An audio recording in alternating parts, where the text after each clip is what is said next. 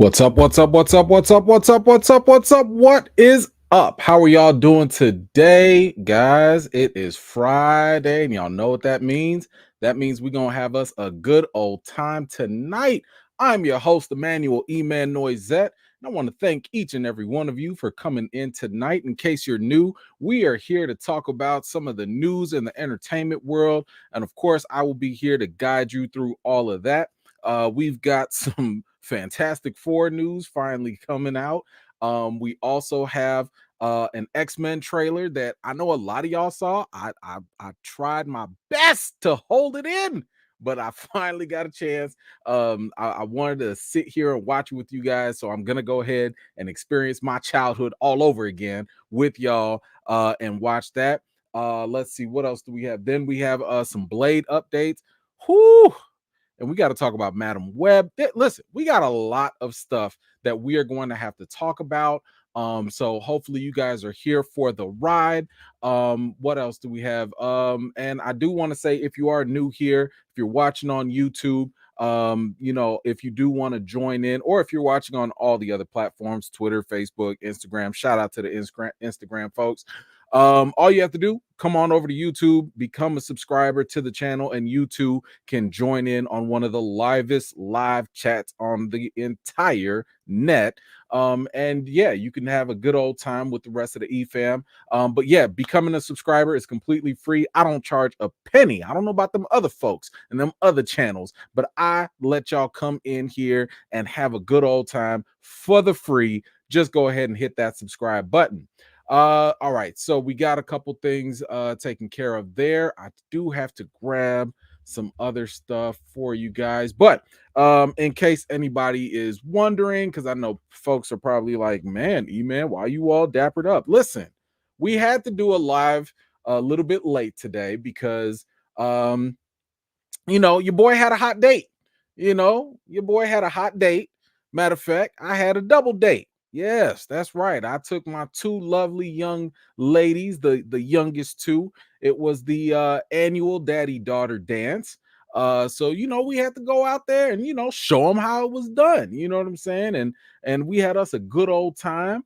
Well, no, let me take that back. Nah, we didn't. We tried to have a good old time. We tried to make the best of what we could do. Unfortunately, and this is not a diss to nobody, but apparently it seemed to be Taylor Swift night or something, because that's all they was playing. And I'm looking around, I'm seeing some of the dads dressed up in Travis Kelce jerseys and stuff, and they just kept playing. Here's the thing: I'm not against Taylor Swift. I'm just saying we don't play that in our household. Okay, that's all I'm saying. And apparently, a lot of other folks at the dance don't either, because a lot of folks was just standing around. And I've been to a lot of daddy-daughter dances. I'll tell you what, listen, when they started playing the Cupid Shuffle, oh, everybody got down. Okay, when they started playing that Casper Slide, everybody got down. The second they put that Swifty song on, everybody was like, where the pizza at? You know what? Let me go get some punch. I'm gonna just go get me a cookie and that. Listen, I'm just, this ain't no shot at the Swifties. I'm just saying it ain't for everybody. It's not for everybody. That's all I'm saying. But either way, the girls had a good time, and that's all that matters to me. All right, so I need to give some quick shout outs to some folks. I know it's late again. I'm gonna do the best I can to manage this time for y'all. But we had some folks on the replays hitting up. I want to give a special shout out to my homie Charlista. Thank you so much for the $40 Cash App. Definitely appreciate you supporting the channel. Then we got my man Sean Evans. Thank you so much as well for holding it down. Appreciate that. No, come on now. We got my other boy right here, Terrence. Terrence, thank you so much. I'm sending some love right back for the $10 Cash App, holding it down. Y'all keeping this ad free, and I appreciate y'all for real. So thank you for that. Definitely means a lot. All right, so we are going to go through. We got a couple things to go through. I'm gonna give some quick shout outs. We will jump into the topics, And again, just keep in mind if you are submitting super chats or anything like that, I'm going to do my best to keep those things regulated to the topic at hand. So, for example, if your super chat has something to do with Blade, I'll talk about it when we talk about Blade. If it has something to do with, something in general, if we can squeeze it in, and if it's appropriate. I want to make that very clear. Just because y'all send a super chat, and I appreciate them, does not mean it's automatically going to get read. So if you just sitting here talking about some nonsense, if your thing doesn't make sense, if it's not appropriate, it might not get read. So I just want to kind of let people understand it's not just free reign like that. And I'm not trying to be bogus, but I do have a show I do have to make for everyone. So with that said, let's give some quick shout outs here to those who made it early. Jay, what is up? Thank you so much for being here. Appreciate you. Take down that Christmas tree. Kristen, my goodness, thank you so much for being here. I think that's my man Bo, if I'm not mistaken. And I think that's Kristen who he was talking about. Thank y'all both for being here. Appreciate y'all. Didier, what is up? Good to see you.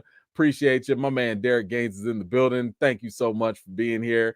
Nelson V is here. What is up? Thank you so much.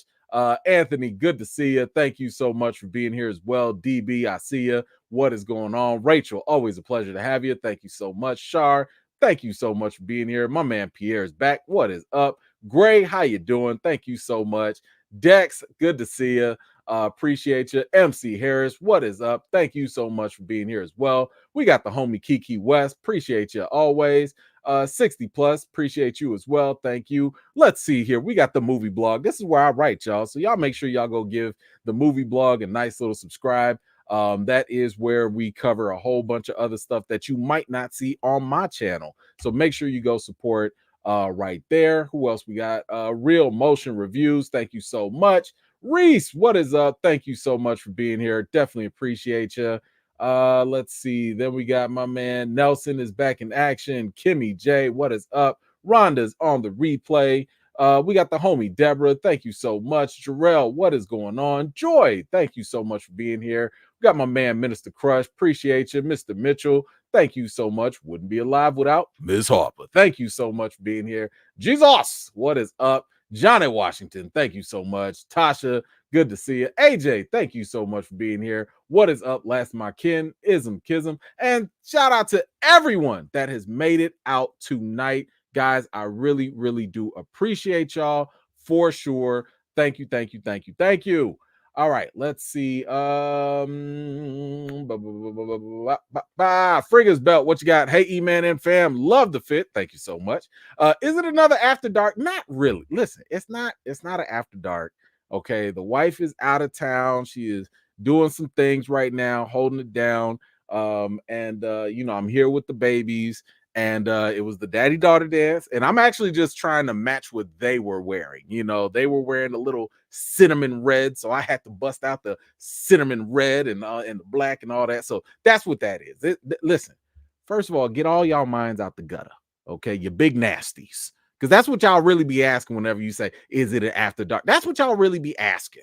Okay, don't act like we ain't been together for the longest already. Like I don't know what y'all really be thinking out there in them internet streets. Okay, it's not that kind of party tonight. Goodness, second the sun go down, this is where y'all mind starts to go. This a mess. Don't be like, don't do that. Y'all don't even know if we got company tonight or not. Come on now. All right, let's see. Let's get to the topics. Let's get to the topics because we got some juicy topics. Okay, we got some juicy things, and I got a lot of stuff I got to get off my chest. So it might get a little spicy tonight, but we gonna see. I'm gonna try and hold it in as well. All right. First and foremost, guys, we have talked about the Amazon ads.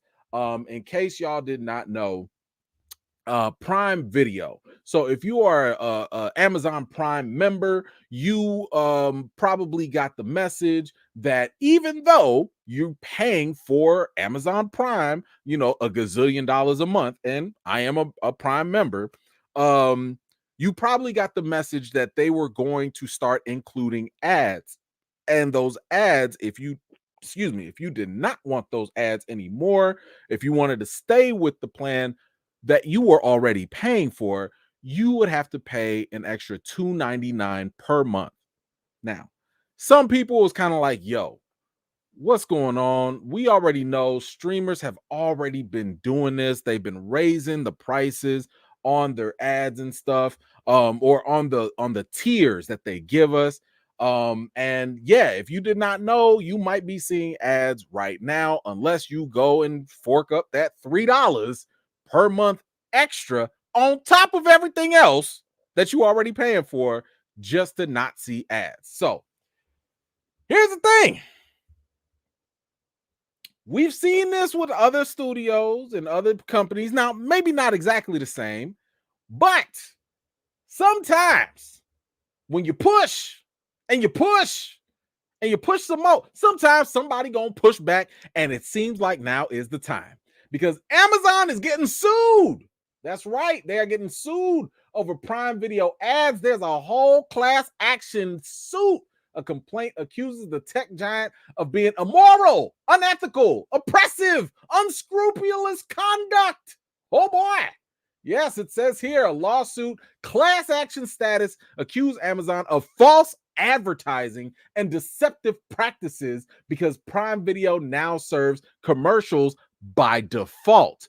It says here for years, people have purchased and renewed their Amazon Prime subscriptions, believing that they would include ad-free streaming. But last month, Amazon changed the deal. To stream movies and TV shows without ads, Amazon customers now must pay an additional $2.99 per month. This is not fair. Because these subscribers already paid for the ad-free version, these subscribers should not have to pay an additional $3 for something that they already paid for.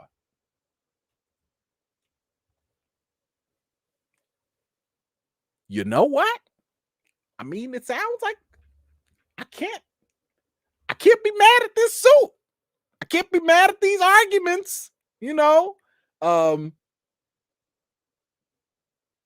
Makes sense to me.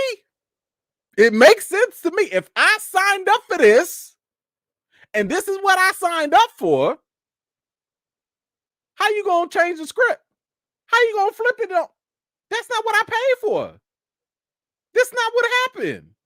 Now, I want to read just one more because there's a little bit of nuance here that makes this slightly different than the other cases. So let's kind of go into it a little more. It says the complaint alleged that Amazon violates Washington state and California state consumer protection laws that prohibit unfair competition and deceptive business acts and practices. Now, I will say that I think, and I'm not a lawyer, but I'm just giving my, non-lawyer opinion. I think Amazon will kind of, if they had to argue it, they would probably say it wasn't deceptive because there is a pop-up that does come up and asks you if you want to, pay for this or not. So I think Amazon is trying to skate by saying, well, we asked. Now if you didn't answer, that's on you, of course, maybe, but I think the line for them will say, we did offer a notice. We didn't just change it without letting people know. Now, whether that'll hold up in court or not, I don't know, but I think that's what Amazon might say. But here's something else to think about. It says here the suit seeks unspecific monetary damages, including punitive damages, as well as an injunction to block Amazon's alleged deceptive conduct. Now, here's the thing. Both Netflix and Disney Plus recently introduced ad-supported plans, but unlike Amazon Prime Video, those were offered as separate, lower price tiers, whereas Amazon's video default plan now includes ads. And that is probably the sticking point. I think that now, like they said, Netflix, Disney Plus, they will do the main difference is they will sit here and say, hey, we got a new tier that's ad free, or it's got ads on it. It's cheaper. They've got the ads. You would have to subscribe to that new tier and make that jump, right? But that's not the same as I signed up for level A with no ads, and let's say they normally will say, well, okay, you got the no ads plan, we're going to increase the price of the no ads plan. Now, I feel like this is kind of like semantics. I feel like this kind of dancing, but I like the idea that at least they would introduce it as a separate plan. Now, here's where I think everyone is missing the mark. And here's where I think the companies would probably do better. I know they won't do this, but they would probably do better to gain goodwill. And this is something that a lot of the phone companies have also done. So shout out to T-Mobile and all them. That's where I'll be using my stuff. But I think a lot of these companies, what they probably should have done is grandfather in people. So if you came in at the $9.99 plan, you should be paying $9.99 and just stay at that. Now, if the new levels and new services offer different things, now you can make it harder for people to be like, yo, do you want to stay with this old thing that you've been paying for, that you signed up with? Or do you want this new plan that's similar to your old plan with no ads, but maybe more channels, maybe more videos, movies, something else? So, in other words, don't sit here and just keep raising the prices. If anything, let people be grandfathered in, let them keep paying for what they have. And if you want to raise the price, because this is according to Netflix and Disney Plus and even Amazon, according to them, they want to raise the price to give you more content. Okay, cool. What if I don't want that other content? What if I don't care that you adding Shark Week to your stuff? I don't want to pay for Shark Week. I don't watch that. So maybe I'm comfortable with my current position. Let me stay grandfathered into that. And then if and when I'm ready, maybe I'll upgrade. So unfortunately, Amazon isn't doing that. I don't know. Again, I'm not a lawyer, but I like the fact that this is at least going to go to court. Reason being, if this class action lawsuit goes through, oh, you better believe, nobody, I feel like some type of precedence might be set. Maybe it'll force other companies to maybe check themselves and do different things and operate slightly differently. I don't know. I'm just guessing, but you guys let me know. What do you think about this class action lawsuit against Amazon Prime? By the way, if you're a Prime member, you probably gonna catch a little something off of this if they win as well. So this is the people versus Amazon pretty much. But y'all let me know, where do you stand on this case? Do you even think there's a case here? Whatever you think, let me know in the comments down below. All right. Boom, boom, boom. Oh, Baker, what you got? Yay, thought I missed the live again. Hi, everyone. Hello to you, Baker, and you. I'm glad that you could be here. Thank you, thank you, thank you. Let's see. Anthony should have brought back Epoch. Nope, that was a one-time deal, not coming back. Thank you, though. Appreciate you. Let's see. Tracy, what you got? Did you know that Amazon also took away Dolby Vision and Dolby Atmos content if you don't pay the $2.99 per month charge? Wow. So y'all just gonna take stuff away. See, now that's bogus. Now that I would say is something that they need to like add into that lawsuit. Now that I don't like that. I don't like that at all. So that's messed up. Thank you for that. Thank you, Tracy. Appreciate you keeping us up on that. Let's see. Nelson says if they offer a free rental movie a month, I'll pay. Okay, what you gonna do? What you gonna rent? Blade? Blade 2? The Raid? The Raid 2? What you gonna Nelson, come here. Nah, man, because you thought you was slick. You thought you was gonna pay your $2 and thought you wasn't gonna catch these reminders. Nelson, what you finna rent? Just let the chat know what you finna rent right now. Because, sir, your list is long. I know we got some company here, but still, we got to bring you to the carpet. You got the Raid 1 and 2. You got Blade 1 and 2. Sir, I don't even think you said you saw Daredevil. What you finna rent? You thought we forgot? Nah, we here. We here. And listen, E-fam, we hold each other accountable now. Okay, we hold each other accountable. We're gonna help Brother Nelson. We're gonna help him. $2. What you better go rent them movies. And the movies free. Thought you was slick. Thought you was just gonna slide that in, huh? Thought you was gonna slide that in. Frigga, what you got? Watch him hit us with the we reserve the right. Listen, I'm sure there's some slick lawyer talk somewhere in the fine print that didn't none of us even read, but we'll see how that goes. We'll see. DJ, what you got? I'm altering the deal. Pray I don't alter it further. Darth Bezos. That's a good one. I dislike ads, so I'll pay. Not gonna watch Invincible with ads. So here's my thing. I was thinking about, and I did sign up for the ads or the non-ads. I was like, I've been watching it without ads. Let me pay the $2.99. Then I sat here and I started watching Reacher.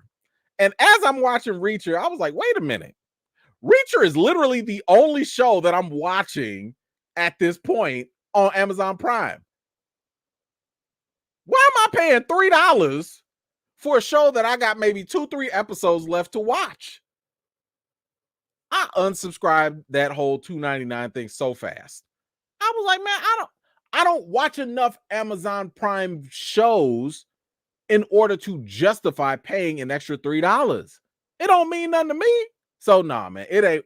Listen, if you watch a lot of content, maybe it's a better fit for you. But if you don't, nah, you can pass that up. Thank you so much. Baker, what you got? I just canceled Amazon after years. First, there was a change in delivery where you have to now spend a certain amount for next day. Now this on principle, I say bye. I'm not mad at you. Not mad at you. Yeah, that delivery thing, I noticed that too. I noticed how they started to kind of creep that in where first you have to pay $25. Now it's like an extra $2.99. Yeah, they try to be slick with it. Thank you so much. Appreciate you.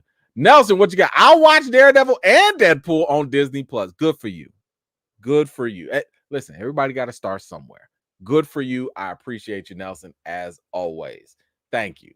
Now we're gonna check up now. Don't be posting stuff. It's recorded. It's recorded. Just saying. All right, let's go on. We got some more updates here. Oh man. Evil. So I want to say a quick shout out to all of y'all that put me on the show Evil. This comes out on what is it? CBS, Paramount Plus. No, it's on CBS. It's on CBS. Stars Mike Coulter, aka Luke Cage.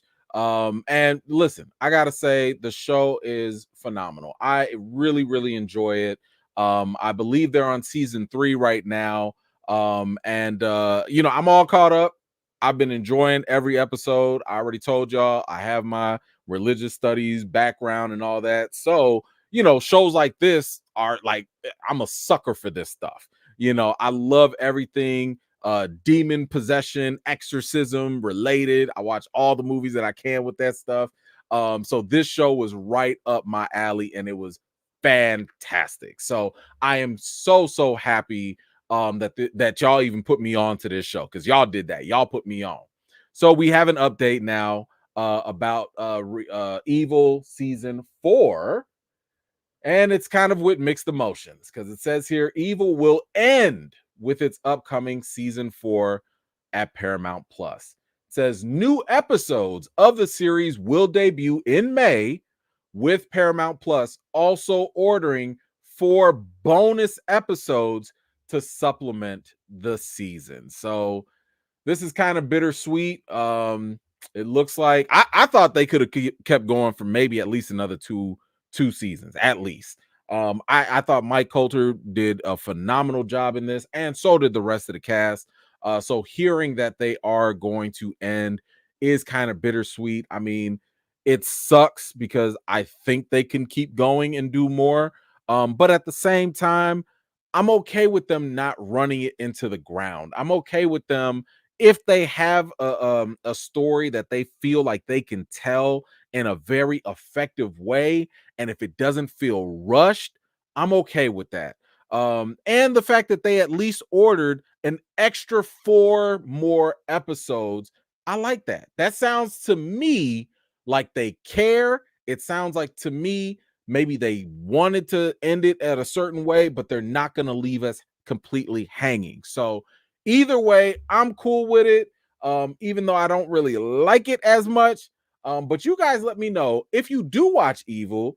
What do you think about the fact that the last season is going to be season 4? And how do you feel about the 4 bonus episodes? Do you think that that's enough? Do you think that, are you still kind of heartbroken over this? Whatever you think, let me know in the comments down below. All right. Let's see. Got that.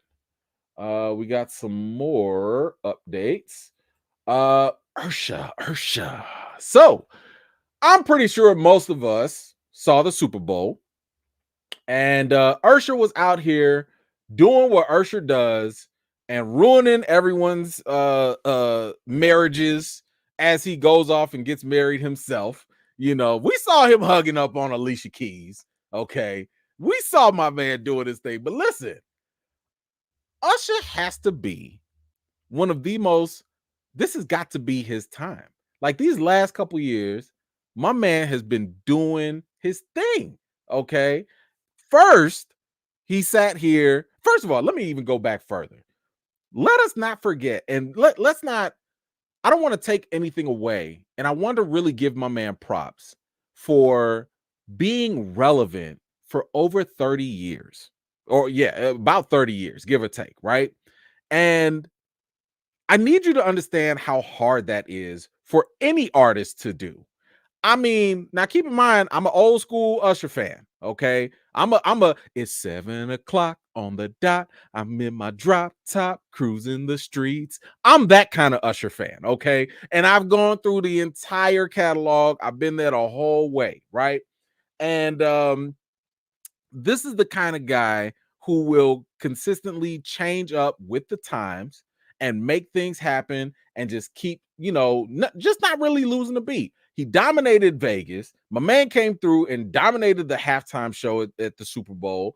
And he's dominating everybody's wives. That's why me and my wife are not going to a Usher concert. He's coming to Chicago, but we not going. It's not gonna happen.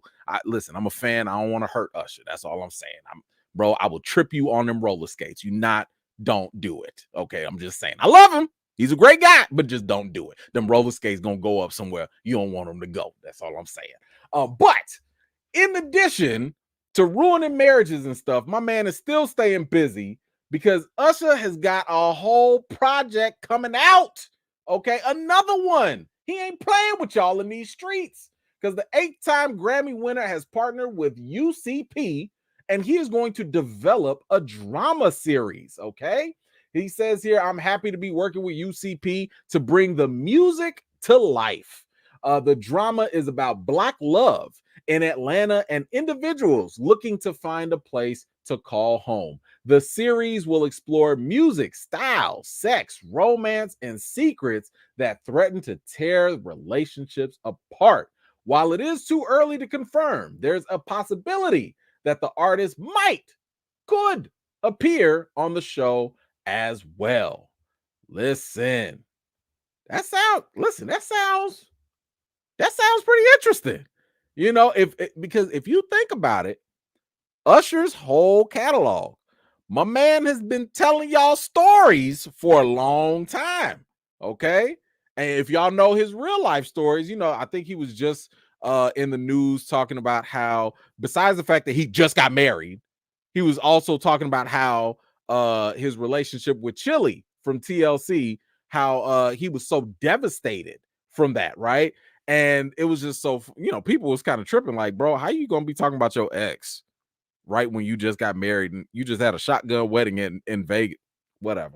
But I'm just saying, I think that could make for some good TV. You talking about a young guy, sitting here, pulling up in his drop top, you know what I'm saying? Cruising the streets, finding this nice little girl, falling in love. He doing things his way. And then all of a sudden, he messed up. And he gonna have to confess. And then he gonna have to let it burn. All right? But he gonna be all right tonight. He gonna be all right. Might go to the club and say yeah a couple times. I don't know. But I think this sounds like it can be solid. Y'all tell me. I don't know. I'm just saying I think this could be a good show. But y'all let me know. Do you think that this is a show that you will be interested in seeing? Is this something that maybe you just don't care about Usher at all? I don't know. I don't know. Whatever you think, let me know your thoughts in the comments down below. All right, what do we have here?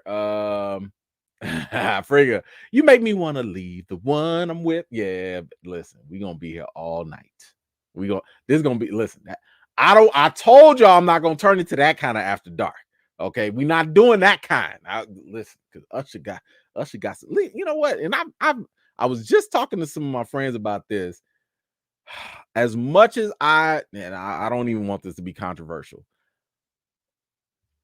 I don't like it because of obviously the real life implications, but there's no denying R. Kelly is the king of R&B. There's no denying that. Like, the guy is a disgusting monster.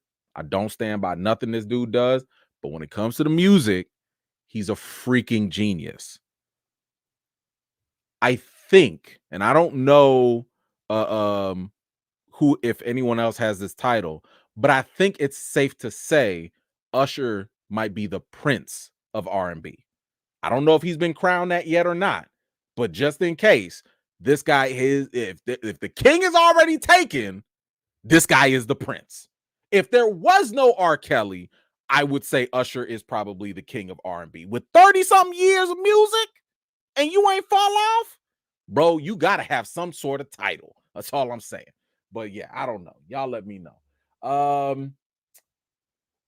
Okay, let's see. We got a movie update we got Will Smith's new movie. Of course, y'all already know Will Smith, talented Hollywood actor. Yes, he had his drama with the whole Oscar slap thing, but you know what? My man has been trying to put that behind him. Okay, he's apologized to Chris Rock. He's apologized to the Rock family. He's apologized to the world. He's moved on. He went on to go do that Emancipation movie that half of y'all probably still ain't even seen. I believe he had already confirmed that the I Am Legend sequel is something that he's going to be doing with Michael B. Jordan.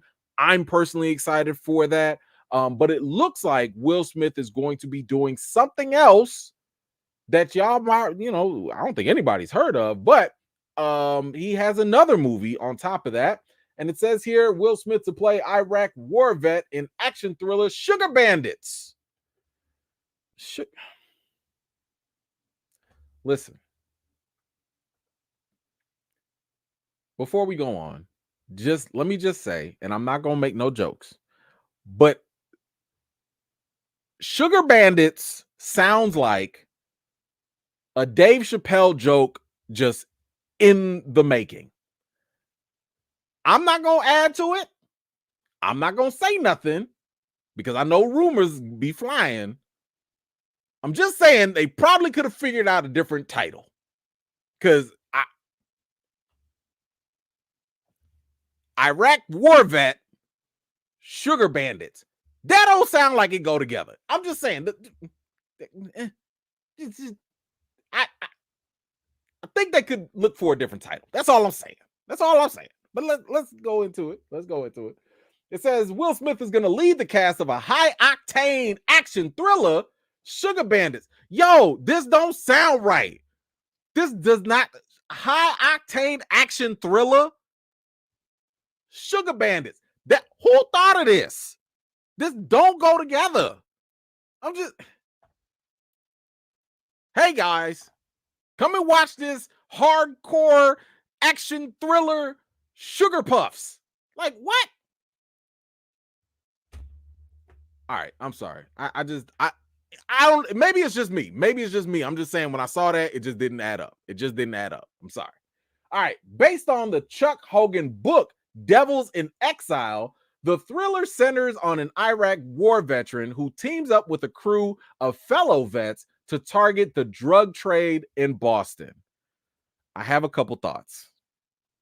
First of all, how is the book going to be called Devils in Exile, but the movie's going to be called Sugar Bandits. Devils in Exile sounds like what the movie should be called. How did y'all get from that to that?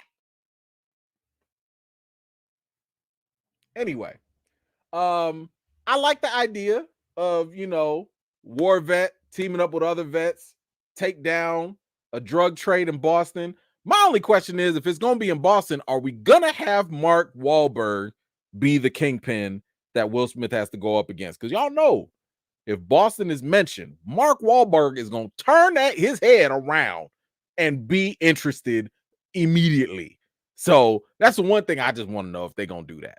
But anyway, we don't have any other information on this at all, anything pertinent. But y'all let me know. What do you think about Will Smith's new movie, Sugar Bandits?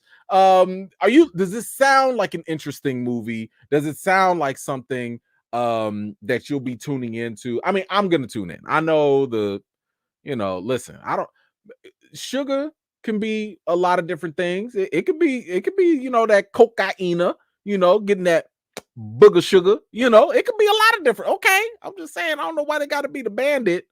Maybe I've been watching too much of the Boondocks, because when I hear bandit and I hear, listen, it's after dark. I ain't finna go into that. But anyway, y'all let me know. Are y'all gonna watch Will Smith's new movie? Does this get you interested? Do you need a trailer first? Whatever you think, let me know in the comments down below. All right. I need to get this off my chest. Okay. I definitely need to get this off my chest. For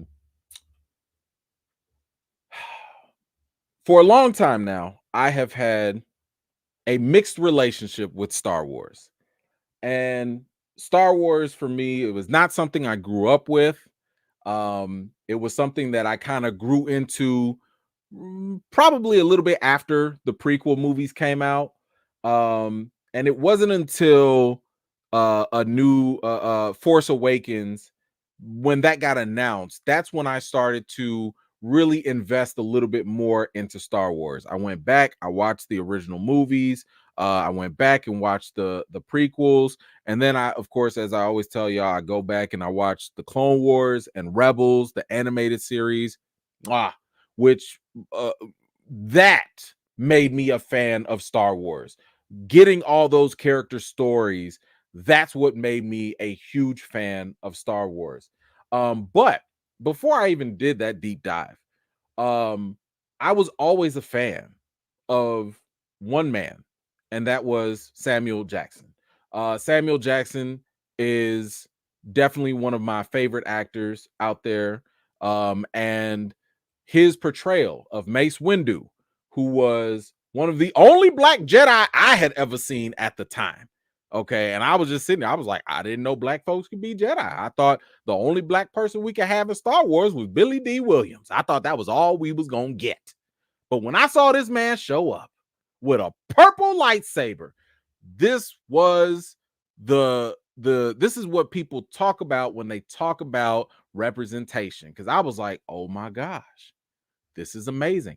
I don't even really cosplay, but your boy had to dress up as Sam Jackson himself. I had to find a picture for y'all another time, but I had to dress up as my man because that's how much he meant to me, and that's how much his representation in this franchise that already started to have a diversity problem, because for a long time Star Wars was very heavily white centered, and to have Mace Windu in this was a game changer for me. Now, this is where, the movies, this is where I had to start to come to grips with some things, and I had some issues because his character, Mace Windu, unfortunately met an untimely fate. He was going against the Emperor, didn't work out too well, and my man got ejected, got that ejecto-cedo right out the window, and we ain't never heard from Mace Windu again. And I at first, while watching the prequels, I was like, okay, it sucks. Sam be busy. He's in every other freaking movie. Maybe he just didn't have the time. Okay, fine. But then we started seeing other characters come back. And we started seeing all the Star Wars characters get all this redemption and stuff. And all of a sudden, I'm sitting here like, okay, well, what's up with Mace Windu? Where is Mace Windu? Okay. Now there have been speculations out there. A lot of people are like, yeah, he could probably still live. He was a whole Jedi, right? I personally have talked to people close to the production. Nobody, big and nothing. I'm just saying like people that were out there, right? Like that were either a part of a series or something like that. And I'd be like, listen, go talk to the Star Wars folks and get Sam Jackson. We need Mace Windu. We need a series, please. So the message has been out there. Who was it? Bryce Dallas Howard, who directed some Mandalorian episodes. She has responded to that. She's heard it. So Star Wars has heard that there is a fervor, there is a desire for more Mace Windu. Have we seen that yet? We have not. But the man himself, Sam Jackson, who has talked about this in the past, has recently come out and had something to say about this as well. And here's what he had to say. Said Jackson had to say about Mace's fate. He's not dead. He added some expletives in there. And I like how they put that in all caps. He's not dead. When the subject of Mace Windu being brought back for his own Disney Plus series came up, Jackson was asked what he would want to see in such a project. Everything. Yes, the actor, in fact, enthusiastically replied. And I heard this in Sam Jackson's voice. For no random reason, I always just be randomly quoting Sam Jackson like, yes, they deserve to die, and I hope they burn in hell, because it's just so Sam Jackson. This is how iconic this man is. But let me say something, and I want to say this directly, okay? I want to say this directly. Listen here, Star Wars. Samuel L. Jackson wants to have a Mace Windu TV series, and I will never, ever forgive Star Wars if they miss out on this opportunity. We have already lost too many legends far too soon, and Samuel L. Jackson is a living cinematic legend.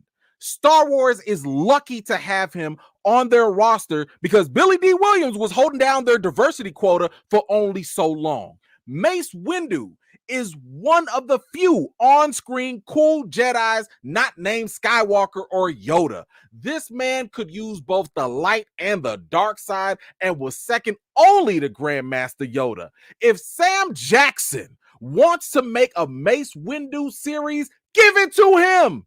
Okay, it's the least Star Wars can do. You've done your best to give justice to Obi-Wan Kenobi, to Ahmad Best, and to Hayden Christensen. You've had the Emperor and Darth Maul fall to their apparent doom, but yet somehow they returned. You cannot do that for one of the only Black Jedis?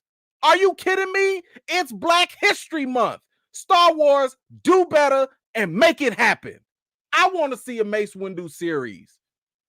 Y'all lucky I didn't cuss either. I'm sick of this. For real. I'm really going to be mad if, God forbid, we lose Sam Jackson and y'all just drag y'all feet and don't give us this Mace Windu. Listen, even if it's like a cameo or something, give us something. Give us something.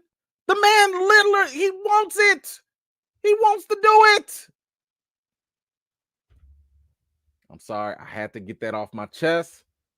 I've been saying for the longest, y'all know I've been saying, give us a whole planet of wherever Mace Windu came from. Okay? If it's planet Windu, I don't care. I want more Mace Windu. You're not going to bring this cool, unique Jedi and have him lose and die like that. And you're going to bring everybody else back, but you're not going to bring the one Black Jedi back? Really? And I know you have the capability of doing it. We We're not even talking about a solo movie. We're not even talking about that. We're talking about a Disney Plus series. You mean to tell me that series ain't gonna slap? Sam Jackson now. Come on, man. Come on now. Come on now. You but stop playing with stop playing. Stop playing. Listen, I'm sorry.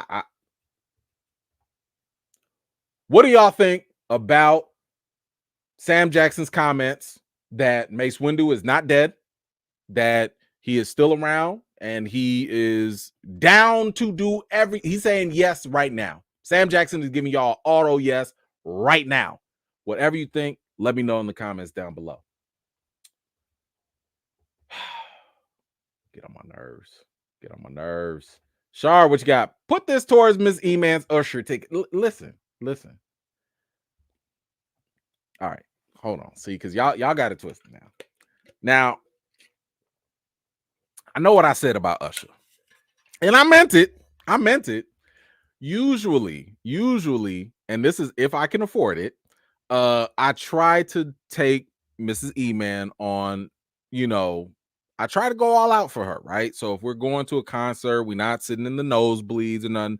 I try to, save my little pennies and we go, try and front row it or do something, Now, the last time I did that was Janet Jackson. That's when we had our 10-year anniversary, and I paid about 3 mortgages to go see Janet Jackson. Now, a lot of that was also for me too. Don't get it twisted. But she was also a fan, so it was cool. She got her picture with Janet. I got my picture with Janet. So I'm looking at the Usher tickets, and I'm like, okay, if I'm gonna go see Usher, I want to do a meet and greet too. Yeah, my man was charging the same price as Janet Jackson, and as much as I believe this man is the Prince of R&B, I'm not paying no Janet Jackson prices. Bro, the way my bank account is set up with the checking and the saving, and I had to tell my wife, I was like, listen, we can go see Usher. Now, here's the thing. I did bring it up to her. Now, before anybody comes up to me and be like, email you bogus, I did bring it up to her. I asked her, do you want to go see Usher or do you want to go on vacation? Now, she said vacation. So I said, oh, okay. So we're going to go on vacation.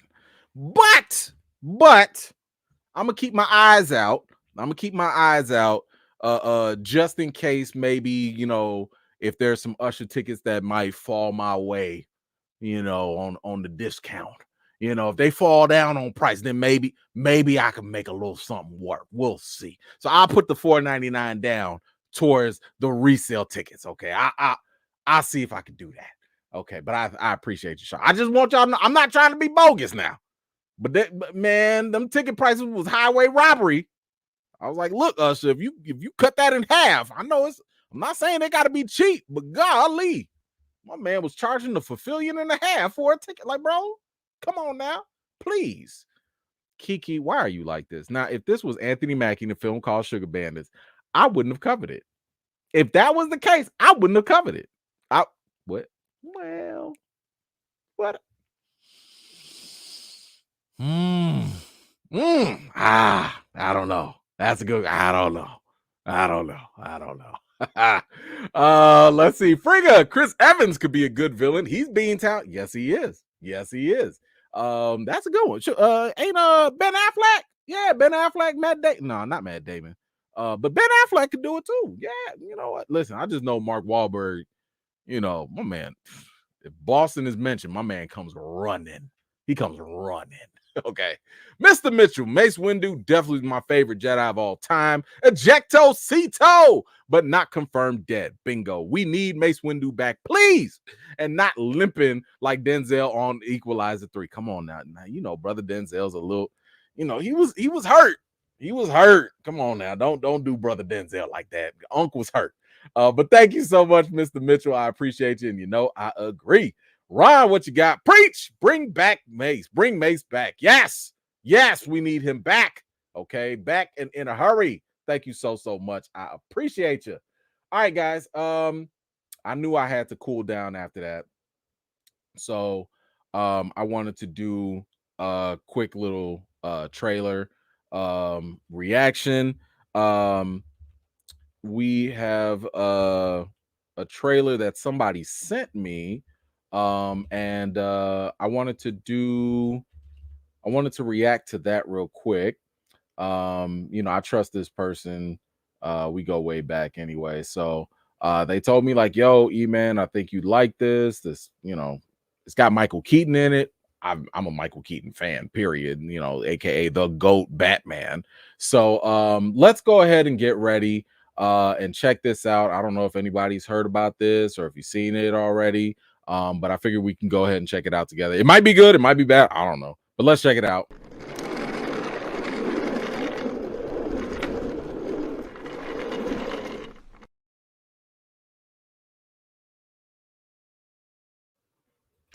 All right, so we got this loaded up here. Got that. All right, so this is called Knox Goes Away. It is a Michael Keaton movie. I have no idea what this is about, but it was highly recommended. So let's see. I don't know, man. See if I trust this person anymore. All right, let's go. I've been doing this job a long time. People like to talk about the targets. Think it made them feel better. Why don't you care who the guy is? They never got what it was really all about. Which was, in 10 minutes, they're not gonna be anybody.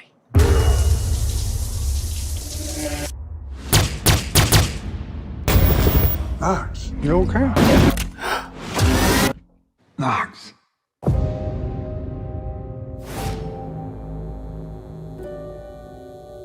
You have a very rare form of dementia. How much time do I have? Weeks, not months. I'm sorry. That's okay, Doc. Even if I hated you for telling me, I'd forget soon enough.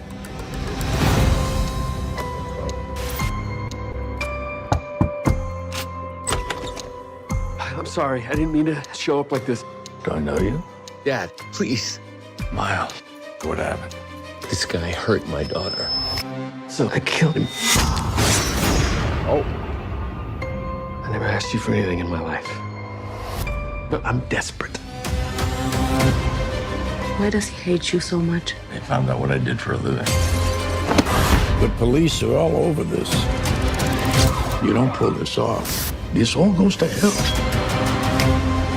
I'm getting worse every hour. It's like a curtain coming down. I'm running out of time. They finally got up to you, huh? and they got There's no coming Pacino. back from this one. Hold on now.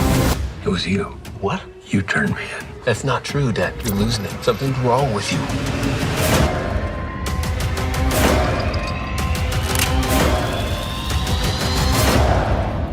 John, good luck.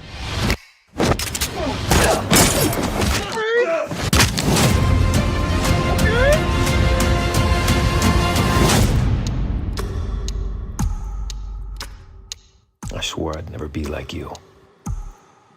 And here we are.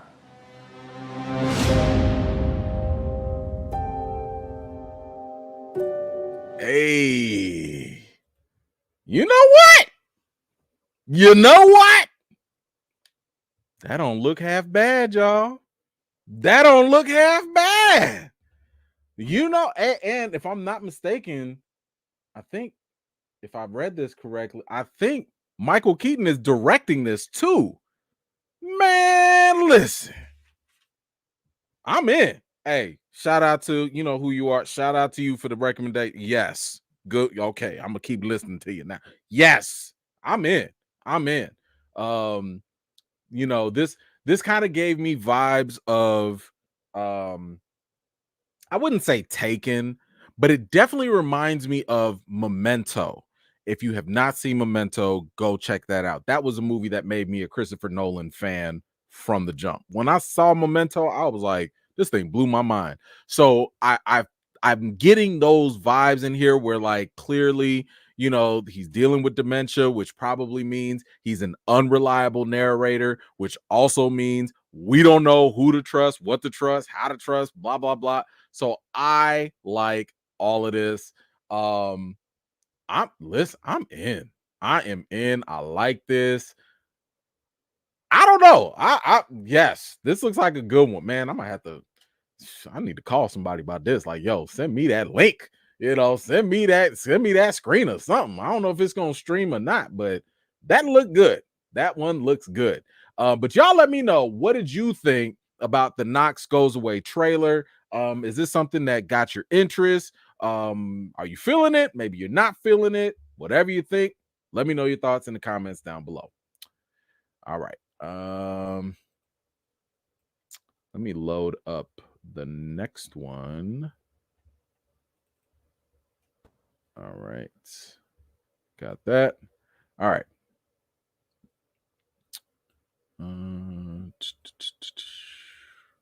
Okay. I think we're all set. Anthony, what you got? Black Panther 1 came out on this day 6 years ago, and what a time to be alive. Thank you for that. Appreciate it. Yeah, it was definitely dope. Let's see. Frigga, you better get a tuxie, man. Keaton will be inviting you to the premiere. Hey, I'll go. Listen, I got my chance to meet Michael Keaton, I want to say a couple years ago, at the Critics' Choice Awards, and it was one of the best 30 seconds of my life. When you get to actually meet your heroes, and here's the thing, and I don't know if I had told y'all this story or not, but I got that vibe because you remember I always tell y'all we gotta I like to read people's body language, especially celebrities, before I go talk to them, because if they not feeling this or whatever, then I kind of be like, I'll leave you be, right? But before I went and talked to Mr. Keaton, the one thing that I noticed was he was talking to, I don't know if it was a fan or I don't know who it was, but the person that he was talking to, I don't want to say that they were, let's just say they were special. I'll just say that they were special, right? And or at least they appear to be, maybe on the spectrum. I don't know. I don't want to put any labels because I don't know. But what I did notice was that the fan was trying to just get a picture with Mr. Keaton, and he was on his way to the bathroom. So, he had to go, right? And the fan couldn't get his phone to work. Like he was just kind of struggling with it, right? And Michael sat there and waited for him. Not impatient, not like, okay, come on, buddy, let's do it. Not like, give me your phone. He sat there and waited for him and like just, hugged the guy and, took a picture with him. And the guy left with a, big smile on his face.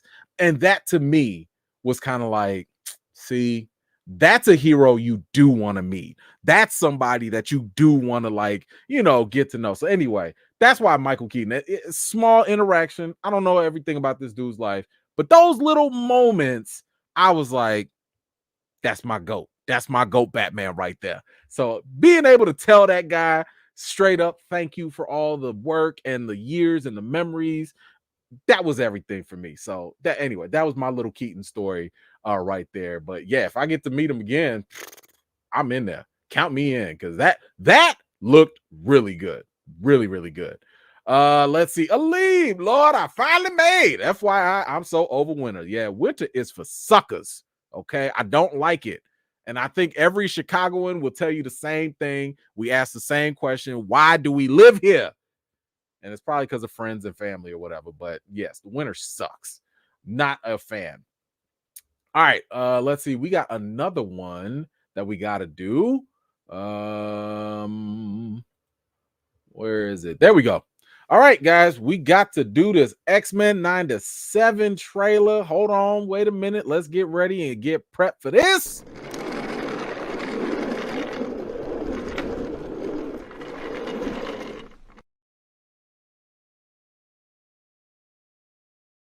Okay, now, in case anybody is new here, y'all know I have been an X-Men animated series fan since they came out.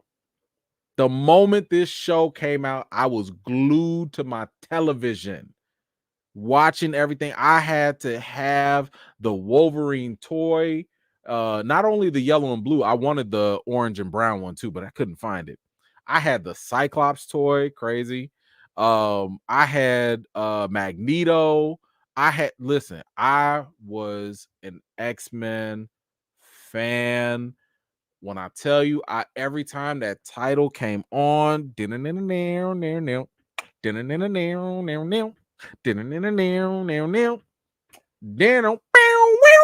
on now.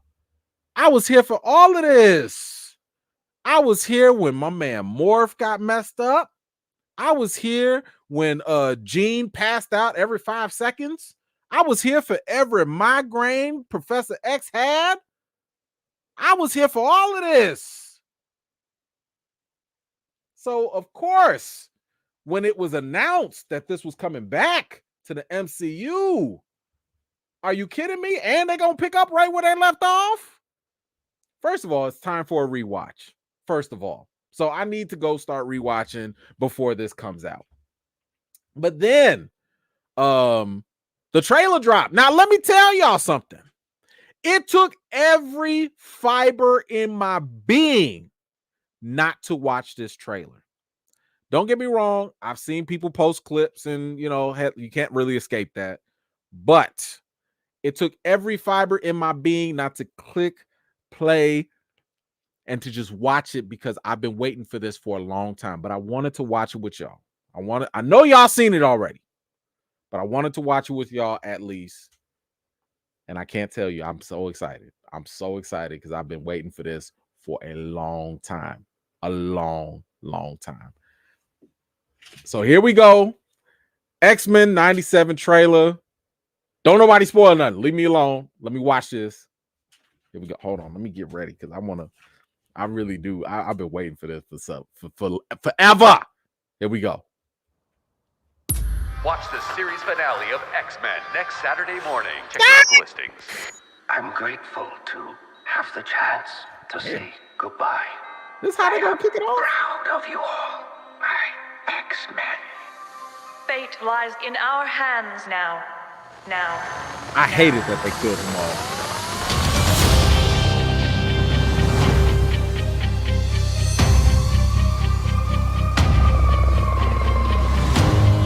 We have to stay vigilant. The professor entrusted us with his dream.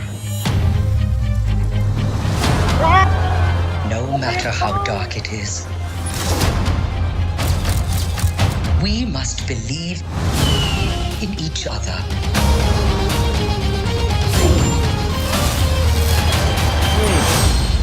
We get this done by working together as a team. Jeez, Bob, keep buzzing in my ear.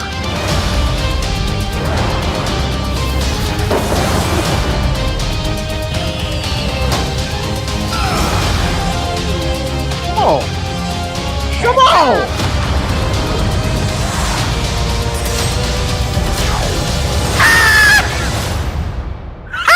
To me, my X-Men.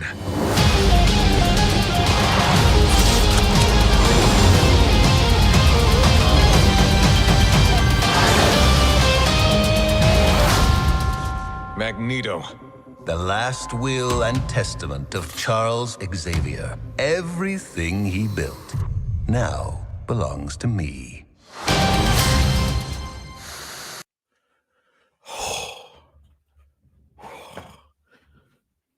Instant fire. Instant fire. Instant fire. Did my man charge up them claws?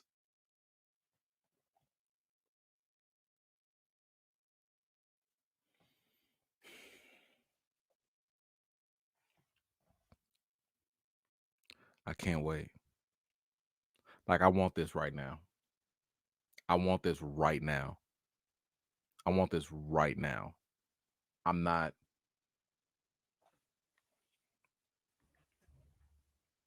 Y'all gonna have to indulge me. I need to see that again. Y'all gonna have to just hold on, wait a minute, indulge me on this. I need to see this again because I need all of this yesterday. Give me 1 second. Watch the series finale of X-Men next Saturday morning. Check your local listings. I'm grateful to have the chance to say goodbye. I am proud of you all, my X-Men. Fate lies in our hands now.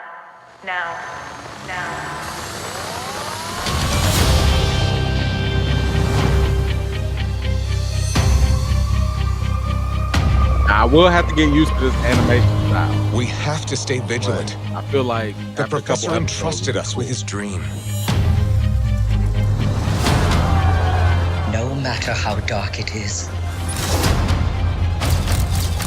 we must believe in each other.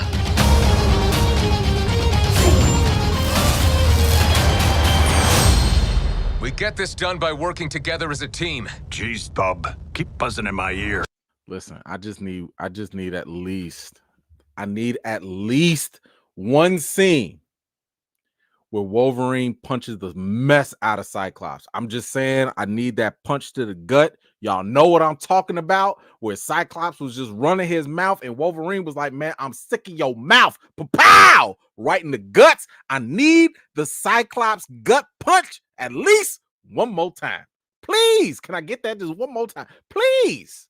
I love their beef has always been something great. My man's still gonna lose out because he ain't gonna get Jean. Jean going for whatever reason, she gonna go to Cyclops, and my man Logan finna be out there just all sad. But I need the punch. Give me the gut punch, please.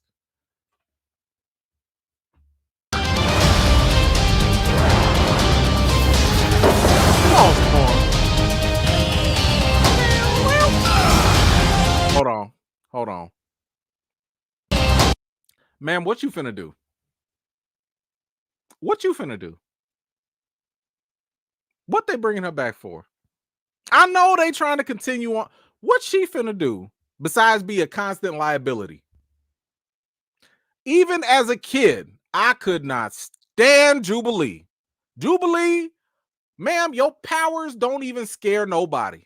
I don't even know if her power are fireworks. What is that? Who the hell scared of some fireworks? I ain't never seen her blow one person's finger off. What you finna do? Y'all remember when you used to have them sparklers in 4th of July and all? That's her powers. She got sparklers that come out her hand.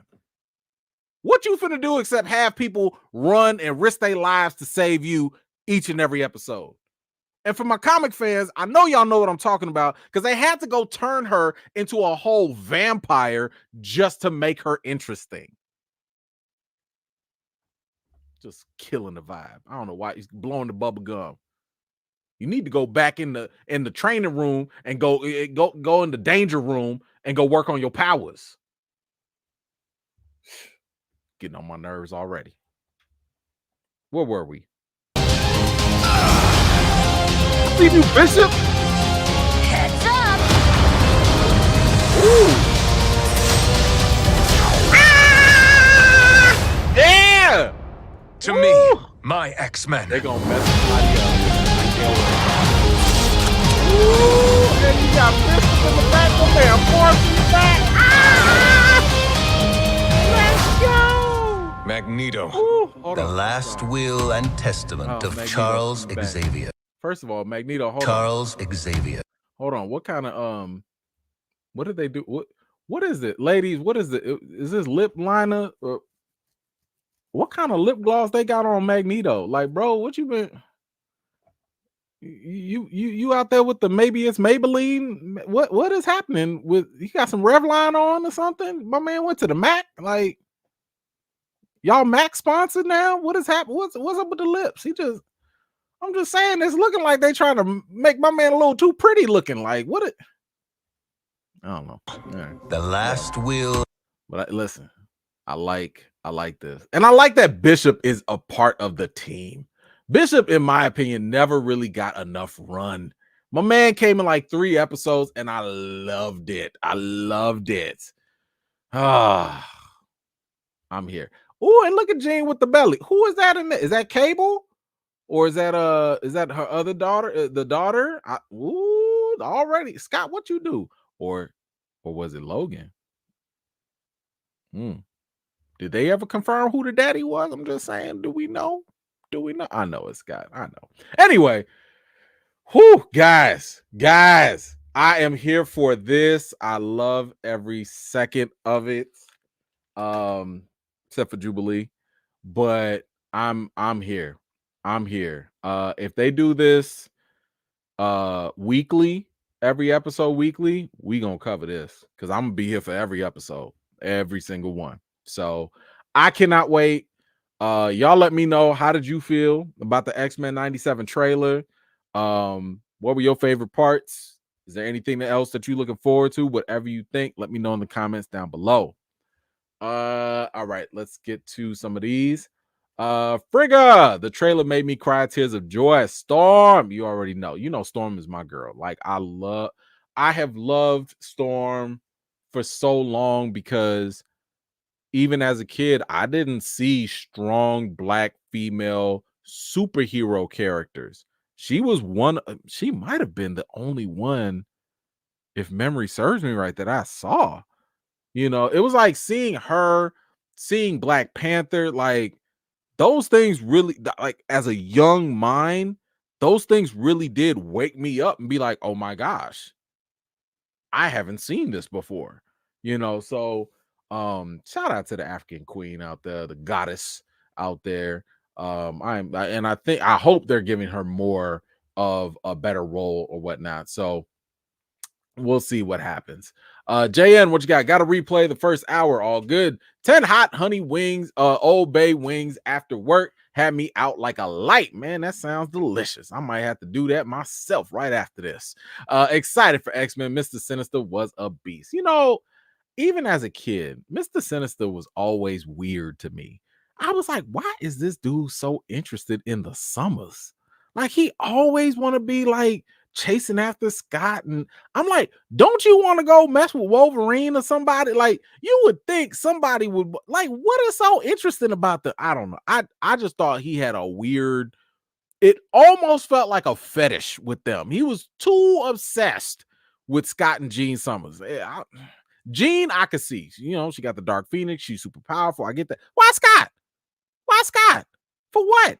The laser beam eyeball guy? For what? Anyway, thank you, JM. Appreciate you. Ism, what you got? When they left Morph behind, I was feeling away. Listen, I remember that was like the first, what was that? The first episode, maybe first 2 episodes when they left Morph. That's when I realized as a kid, I was like, oh, it's real out here. It's real in these X-Men streets. Like, this wasn't your Saturday morning He-Man, Thundercats, you know, Looney Tunes. Nah, they out here leaving folks. Folks out here dying in these mutant streets. Whoo! Now, granted, Morph came back and then he was messed up, but it really made me start to realize like how real this show was with it. And I really appreciated that. So yeah, I'm glad that he came back and I'm glad that they're doing something with it. Let's see. Cheshire Cat. Sorry, Cat. Soak it all in. Soak it out all in, Emat. Yes, I will do all of that. I'm on such an emotional high right now. Like, this is, I mean, I've been cheesing for a minute, right? Like, oh, I need this. I cannot wait. Hey, yo, I need a real live Gambit. They need to get my man right in the MCU. Stop playing. We'll see. You know, listen. I just don't want Channing Tatum. I don't want it. Just don't do that. Please. And I got the feeling, and I know it's risky putting this out in the universe, but I got a feeling Channing Tatum's gonna show up in Deadpool 3.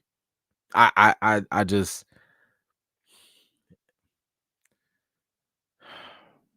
if it's a one-time thing and they get rid of him or something, fine, I guess. But I just don't want Channing. I just don't. I'm good. I'm Channing Tatum out. That's all. Nothing personal against. I'm tired. No thanks. JN, new X-Men will be better than Morbius. New shirt idea? Come on now. That's not even fair. Side note, man, you look like a young Dave Hollister with the smooth jazz fit tonight. Team Apocalypse. Thank you so much, brother. Wish I could sing like him, but I can't. But yeah, nah, come on. That's not even, everything is better than Morbius. Everything. Like, I know we're going to talk about Madam Web in a second, but I really do believe that way too many people have forgotten how bad Morbius really is.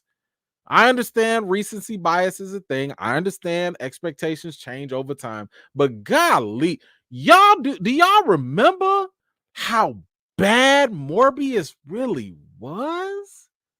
We're talking about a movie that flopped twice. It flopped twice. It flopped twice.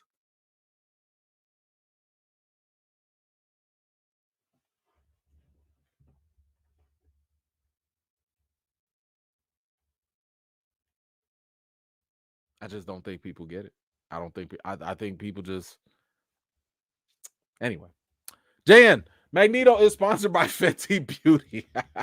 Thank you so much for that. He probably is. Hey, I ain't mad at you. Get your hustle on, bro. Frigga, if Mac is sponsoring, let me get my eye palette. Hey, go ahead, do your thing. Thank you so much. Let's see. Take down. What you got? I love it, but the animation looks a little off to me. No, I'm with you on that. But I will say this: that a lot of times when I see shows that have different animation styles, it just takes a while to get used to. I know I felt that way with Berserk, the anime. So I had watched the original movie, I had watched the old school 1990 whatever anime, and then they came out with the new cell shading version or whatever. It took a minute to get used to it, but here's my hope, and this is what I'm thinking. Matter of fact, what if I had to adjust to what if, because I wasn't really feeling what if when it first came out either. But I think that if the story and the characters are strong enough, if they give you enough good material, animation will be the least of our concerns if that is the case. So I'm with you initially. I'm with you on that. But I am also hopeful that they put enough fire out there where we'll be all right. We'll be all right. Let's see. Wraith, what you got? In regards to animated superhero TV shows, Astria from the Space Sentinels was the first strong black female superhero. I have no idea what that is. But I will take your word for it. I've never heard of it. Let me see. The Space Sentinels. This sounds like something way before my time. Yeah. This was 1977. I don't even think I was in my daddy sack by that time. Golly, nah, that's way before my time. But hey, if that was it for some other folks, shout out to y'all. But thank you so much, Ray, for the history lesson. I appreciate it. Now I might go check that out and see what's up. Travis, thank you so much for the super sticker. Definitely appreciate you. Let's see. Noah, Jason Pierre-Paul also hates Jubilee. That okay, cool. I had no idea that he was watching, but that's cool. Good to know. Let's see, Anthony. I'm glad they could use the bad theme, even though it ripped or the good theme, even though it ripped off the theme of an 80s Hungarian series titled Linda. They went to court about it. Interesting information. Did not know that. Thank you so much. Appreciate you. Let's see. J Dot, what you got? Let me first acknowledge this trailer was fire, but I'm concerned given the fact that I found out that Disney did wake this up a bit by making the character morph non-binary. I'm not. That has no impact on me at all. And and this is not a shot at you, but this is a shot at anyone that's new to the X-Men. If you think the X-Men were never woke, you don't know the X-Men. The X-Men were the definition of wokeness from the very beginning. Like, I know we want to sit here and take all these, nuance, verbs and nouns and descriptions. This is not new for the X-Men. The X-Men were always the representation of any marginalized groups, whether you're black, whether you're brown, whether you're LGBTQ, whatever you were, they were the representation of that. Morph is literally a shapeshifter. We don't know what Morph really is or not. Morph can be almost anything. So it's probably actually more accurate, given our vocabulary today to call morph non-binary, because what is morph? We were introduced to morph as a male, but morph is turned into women too. What do you call that? I don't know. So, to me, I'm kind of like, listen, whether it's morph, whether it's mystique, if you're a shapeshifter and you shift literally to the DNA level, molecule level, you sound non-binary to me, because you literally can make it up however you like. So yeah, I don't think that this is the slam dunk for anyone that's like, oh, the woke mob and all. No, this if Marvel were to ever be woke about anything, it's the X-Men. That's it. Let's see. Marley, have you watched the Invincible season 2 trailer yet? Here's the thing. I was going to include that in this one, but Amazon started to ding the channel, so I had to take it off. I could not add it to something that we would watch, so I'm gonna watch it afterwards. I was trying to save it, think I could, I thought I could use it today, but I have to just go watch it on the side. I mean, I'm already in for Invincible, so it don't really matter. Like the trailer or not, I'm watching Invincible season 2, part 2. Let's see. That's why I said get him right. Definitely not Shannon Tatum. Thank you for that, Sheed. I'm glad we're on the same page. Let's see. JN, hear me out. What do you think about a Black Gambit? A lot of Black Creole folks out there, me included, and they can cast Keke Palmer as Rogue. So here's the thing. I don't have a problem with either one. Keke as Rogue, I'm cool with it because I feel like Keke, again, I go by acting talent first. I think that she could easily play that role because Rogue, the main thing about her is she's country. That's the main thing about Rogue, and Keke can play country very easily. As for Gambit, I don't think, like, would I be mad if they made him black? No.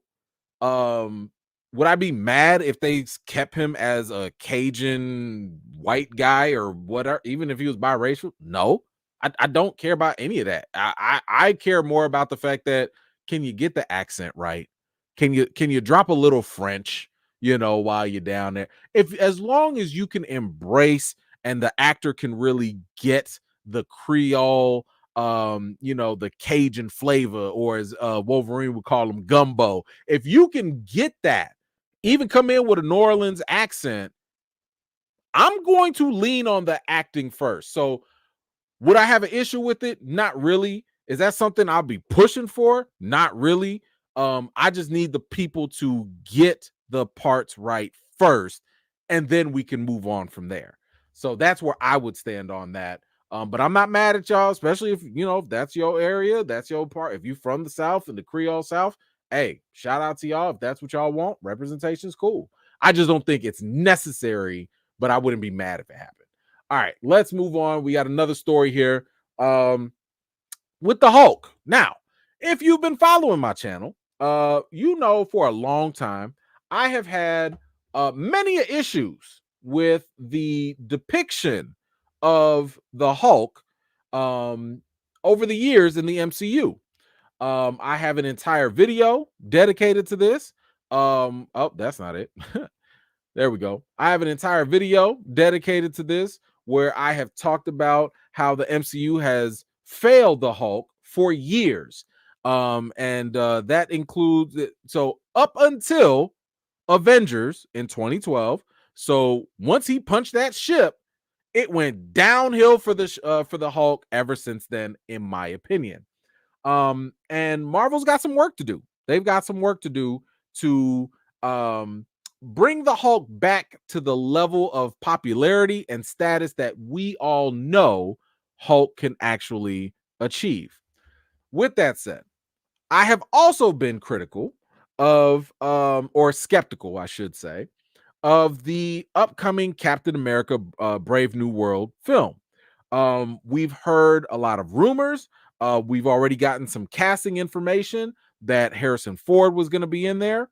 There's a lot of speculation that he is going to play Red Hulk. And then there was also the news that You had other like Betty Ross, the character was going to come back, and maybe the leader was going to come back. So in other words, this was starting to sound like more of a Hulk movie featuring Captain America versus an actual Captain America solo film. With that said, there was also speculation on whether or not Mark Ruffalo, the current MCU Bruce Banner Hulk, whether he was going to be in the Captain America film or not. Well, recently he was at I want to say it was a film festival or something of that nature. And he apparently confirmed that he will be returning in Brave New World. Oh, excuse me. And it says here, at the Santa Barbara International Film Festival, the actor revealed that he'll be back as Bruce Banner for the upcoming Captain America Brave New World. Well, so much for that Captain America movie being a Captain America movie, right? If you're going to have Bruce Banner, the Hulk, come in, and you're going to have all these other supporting characters from the Hulk movies also come in. Yikes. But there was a twist. Because we don't know if we can trust Mark Ruffalo. Because as soon as we heard that the Hulk was going to show up in Captain America 4, there was a quick update that said, and it says, no, Mark Ruffalo is not going to be in Captain America Brave New World. And they said that he just misspoke. Oh, he misspoke. Now, in case you did not know, Mark Ruffalo has had a long history of misspeaking.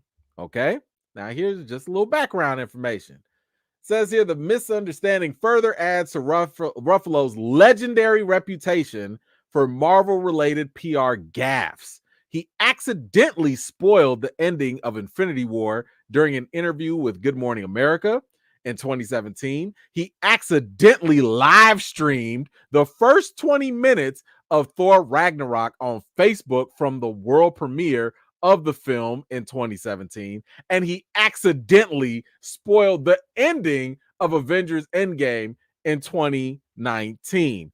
Mark Ruffalo cannot be trusted. This man has got a whole track record where he cannot be trusted. Now, let me go through what happened during the interview. And this is where they're saying he misspoke. Okay, this is what they're saying. Asked by the moderator, Ann Thompson, if he would next appear in the 2025 feature, Ruffalo nodded his head and said, yeah. And she said, are you allowed to talk about that? He said, yeah, it's going to be great. Now, alas, according to multiple sources, aka Marvel, Ruffalo is not actually going to be in Brave New World. Instead, he misspoke, thinking he was agreeing that Brave New World is one of Marvel's next films, not that he was going to be in it.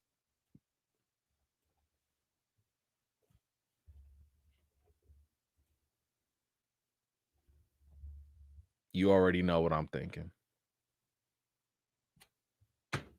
Sir, y'all ever heard of a Freudian slip? I don't even think it was a Freudian slip. I think it just was what it was. I'm sorry. My man was sitting here nodding his head. Yeah. Listen, the body don't lie. You could say something, but the body don't lie. Okay. I don't trust him. I just don't. I believe him, but I don't trust him. I think I don't trust whoever these sources are or whatever. Two things I think will happen. Two things. One, Ruffalo will be in this Captain America movie because I'm sorry, I don't really see how Hulk, not Bruce Banner, how Hulk would be okay with another Red Hulk running around and not want to show up. Now, at the end of She-Hulk, it is possible that Hulk might be off planet. That could be the case. So I would not be surprised if Hulk shows up in a cameo, like maybe a post-credit scene or something like that. I wouldn't be surprised about that. Or maybe he was in the movie, and because Marvel is notorious for constantly editing and making changes to their movies up until the very last minute, they probably took him out. I would not be surprised if he was in it and then they took him out. I would not be surprised about that whatsoever. So here's something else that Mark Ruffalo that he also said. Now, this was at the same event, and according to him, okay, he said Kevin Feige is reportedly blocking a standalone Hulk movie. Once again, I call cap, but we'll get into that. I think that everyone has been wanting another standalone movie. I would say, especially after Avengers in 2012. I was always a fan of the 2008 Ed Norton Hulk movie. Now, let me be very clear. The movie is trash. It's not good. But the depiction of Hulk is fantastic. The Hulk that we get in that movie is the Hulk we always should get at all times. My man literally said Hulk smash. My man sat here and picked up 2 cars and made them his boxing gloves and went to town and beat the living daylights out of that abomination. That is the Hulk we deserve. Again, the movie is not good. The movie is full of cheesy lines, bad writing. You think this came from 1995.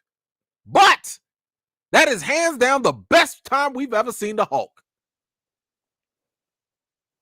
So I am definitely here for a standalone Hulk movie. I think everybody that, especially comic fans, already know Hulk is not one to be played with. I know they tried to tease it with the Thor Ragnarok, but man, if we could get that world breaker Hulk, the world ain't ready. They not ready.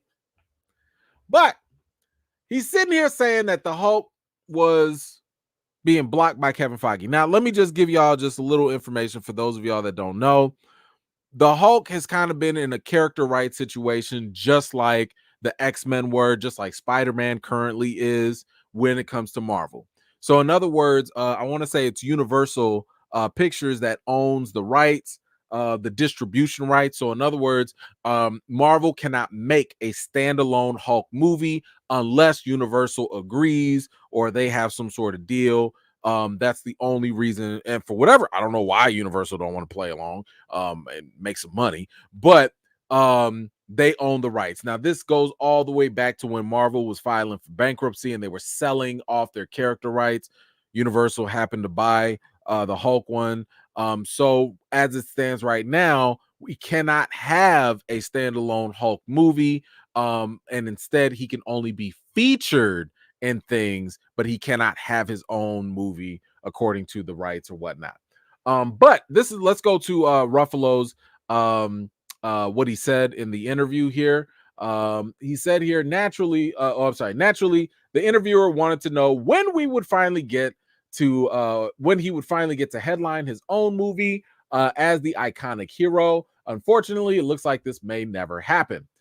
So Ruffalo said, Kevin Feige asked, what would you like to do? He said, what would you do if you had a standalone Hulk movie? And I said, well, I'd like to take him from this raging maniac to sort of this integrated character.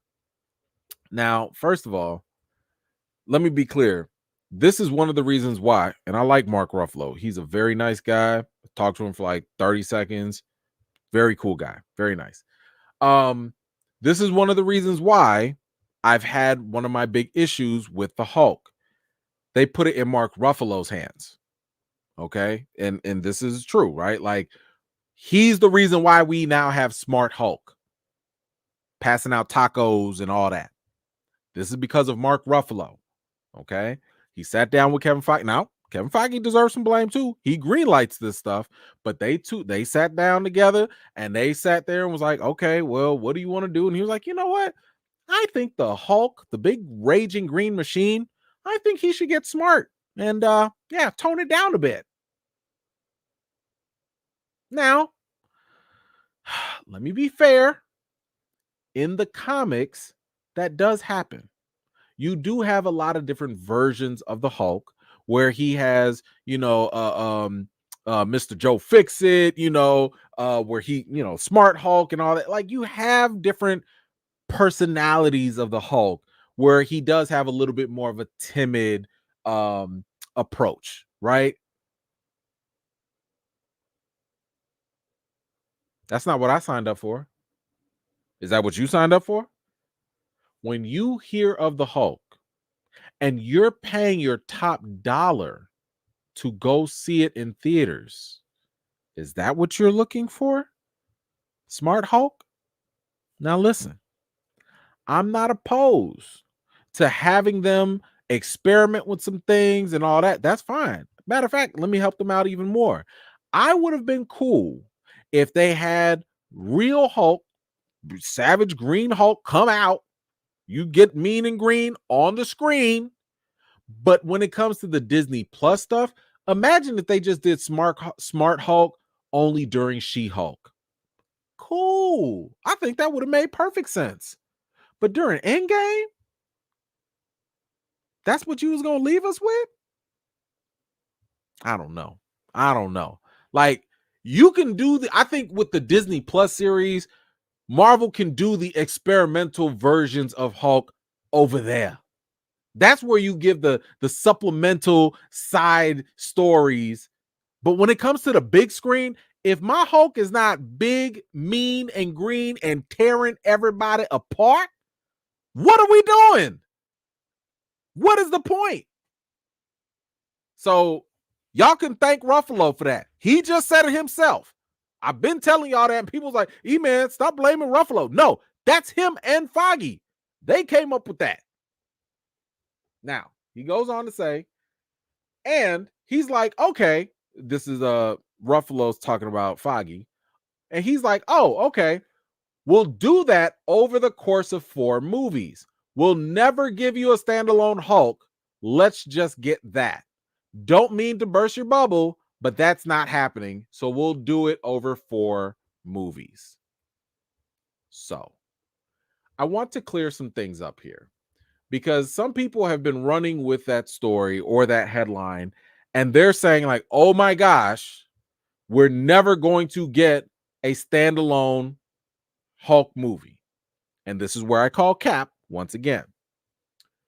Mark Ruffalo, to give you guys context, when he was talking to Kevin Feige, this was way back in the day. This was right before Age of Ultron. That's what he's referring to. And I think because people only read the headlines, they don't know what he was referring to. They thought he meant from this point on, because that's when it's being reported, that we're never going to get a standalone Hulk movie. He was talking about breaking up his Hulk story because at that time, they still did not have the rights. And they were like, well, to give your character a story, let's do it over 4 movies. And they did. We had it in Age of Ultron. We then had it in Thor Ragnarok. Then we had it in Infinity War and in Endgame. Those are the 4 movies that was being referenced in terms of Hulk's story. Now, trying to put a little positive on this some way, somehow. It is possible because I told y'all the character rights had been tied up with the Hulk, and this is one of the reasons why Marvel cannot make a standalone movie. But there is hope. There is hope. All right.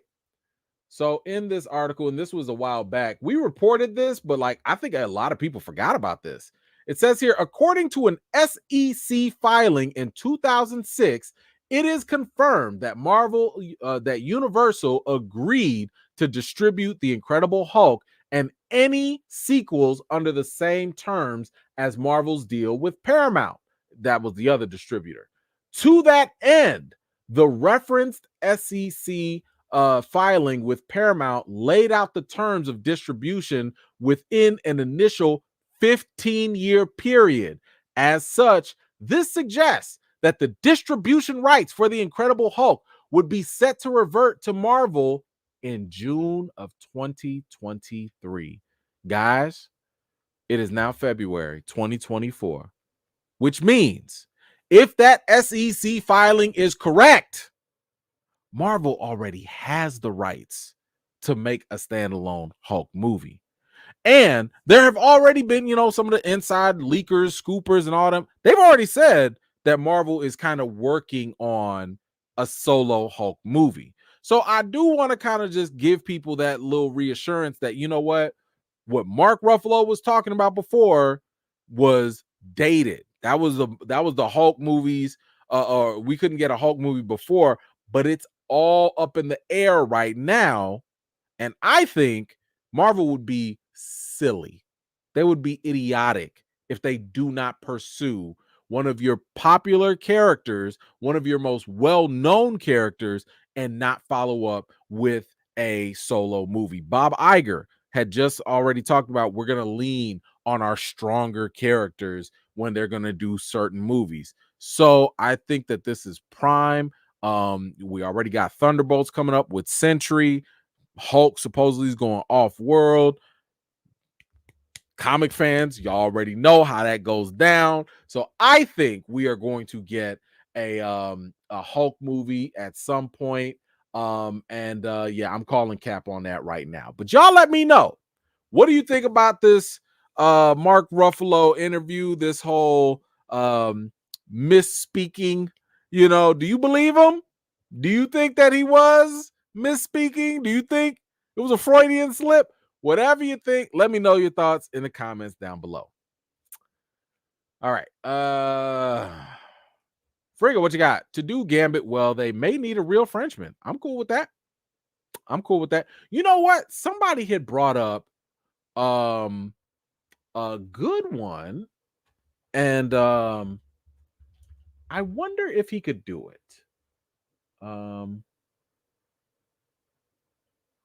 I don't remember. I don't know if he could nail it, but I'd be interested in this. And this probably goes back to JN's point earlier about if they went with the black actor. I'd be okay if they went with Regé-Jean Page. I mean, he's got the Jean Page already in his name. All right. He's already got the French in his name. I wouldn't mind if he could nail, because keep in mind, he is British now.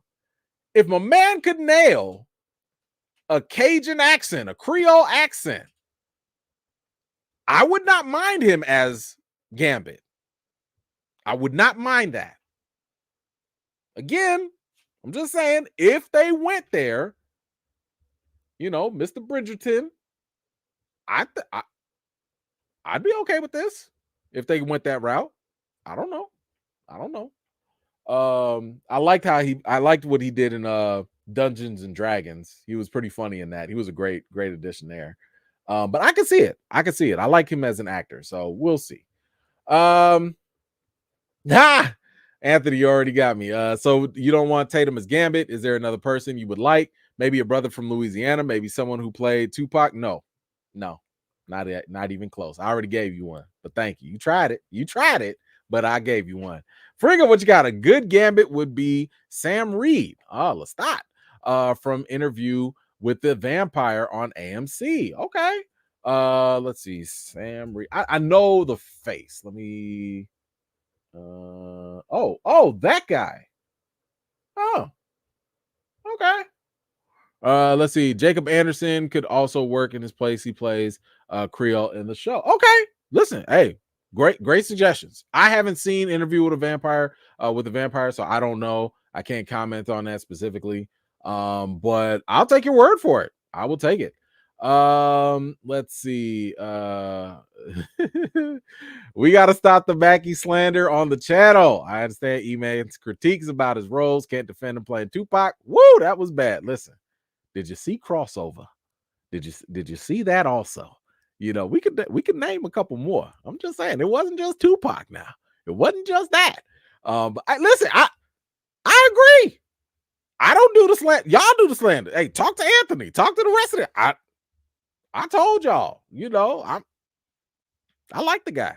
I ain't got no problem with it. I'm with it. Talk to your fellow E-Famians. Okay. I don't know what to tell you. Cat, what you got? My reaction to Madam Web. Actually, if you go to my channel and you can look at my videos and my shorts, I gave you my out of the theater reaction. I also have a non-spoiler review with just my opinion reviews, and I posted the link if you want my spoiler discussion with him on his channel. We did a whole, like, I want to say 30 minutes to an hour or something like that. So it's all on my channel right now. You can actually just go there right now, watch those videos, and you will see how I feel about Madam Web for sure. Thank you so much. All right, speaking of the spiders, I think it's time that we do a Spider-Man update. Because there have been a couple things talked about with Spider-Man, whether it's rumors or just news, and I definitely wanted to kind of get into this. So first off is I've been on record by saying that I believe that the Spider-Verse movies already have the potential of becoming one of the greatest trilogies ever, and more than likely the best Spider-Man trilogy of them all. It really depends on Beyond the Spider-Verse to make sure that sticks the landing, but right now they've been just knocking it out of the park. And this is as a Tobey Maguire, fan. Like I am. Tobey is still the GOAT for me.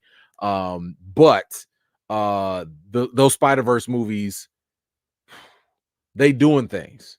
They're doing all the things that the old movies used to do, and then some. They're pushing the boundaries. So for me, and especially when it comes to the story of Miles Morales, I absolutely love it. I loved him when he was in the comics. I love everything that he's about. Shout out to Michael Bendis for making him. But Miles Morales is absolutely one of my favorite characters.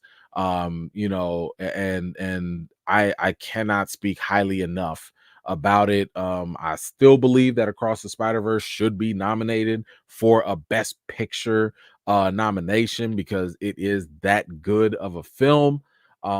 Just everything Lord and Miller do with this shows me that they get it. They understand Spider-Man, they understand Miles, they understand what it takes to let even others, they put the right people in the right place. Shout out to Kemp Powers, one of the directors on there. A lot of them do such a great job. The animators work tirelessly on these things, and I cannot speak enough about how great Spider-Verse is. So the reason why I bring this up is because there was always this question about, well, we see Miles Morales is eating out here, and shoot, he's great in the games too. When are we gonna get live action Miles? We already got Prowler, played by Donald Glover, and we saw in Homecoming he had kind of made that little tease that, oh, I got a nephew, or what was it, in Far From Home, either one, I got a nephew, whatever. So we know a live action Miles exists in the MCU, but at the same time, we have yet to even hear or see of like any casting or whatever. And this is the closest that we've gotten recently. I want to say this was back in May of 2023. Producer Amy Pascal, who I told y'all believe Amy now, says a Spider-Woman and a live-action Miles Morales movie are in the works. She says you'll see all of it. She said that this was at the premiere. She said it's all happening. Listen, I already told y'all, believe Amy. Okay. Amy ain't got nothing to lose. Amy is the other producer. Yes, she got fired by Sony or whatever, but Spider-Man, that's her baby. That's her baby. She's working with Kevin Feige. She's the other reason why they made that historic deal with Marvel Studios. Believe Amy. Because when Amy says we about to have 6 Spider-Man movies, I believe it. Kevin Feige might not like to hear that, but I believe that Amy already is going to let that slip because she ain't got nothing to lose. She ain't got nothing to lose. She knows that Spider-Man, they got the money. She knows that's where the money resides. But let's see. And keep in mind, just as evidence, keep in mind, this was in 2023, right? This was last year. This was before anything. Matter of fact, nothing has been confirmed. Nothing, like we don't even have like a script. We don't have nothing about another Spider-Man. But look at what Amy was saying back then. Back then, Pascal also said a 4th Spider-Man movie with Tom Holland and Zendaya is still in the works. Are we going to make another movie? Of course we are. Boy, Kevin Feige was mad. He's like, shut up. Shut up. I'm telling you, you can listen to Amy. She gonna tell it, okay? Amy is going to tell you what it is. But Amy got into a little sticky waters, I guess, when talking about a live action Miles Morales.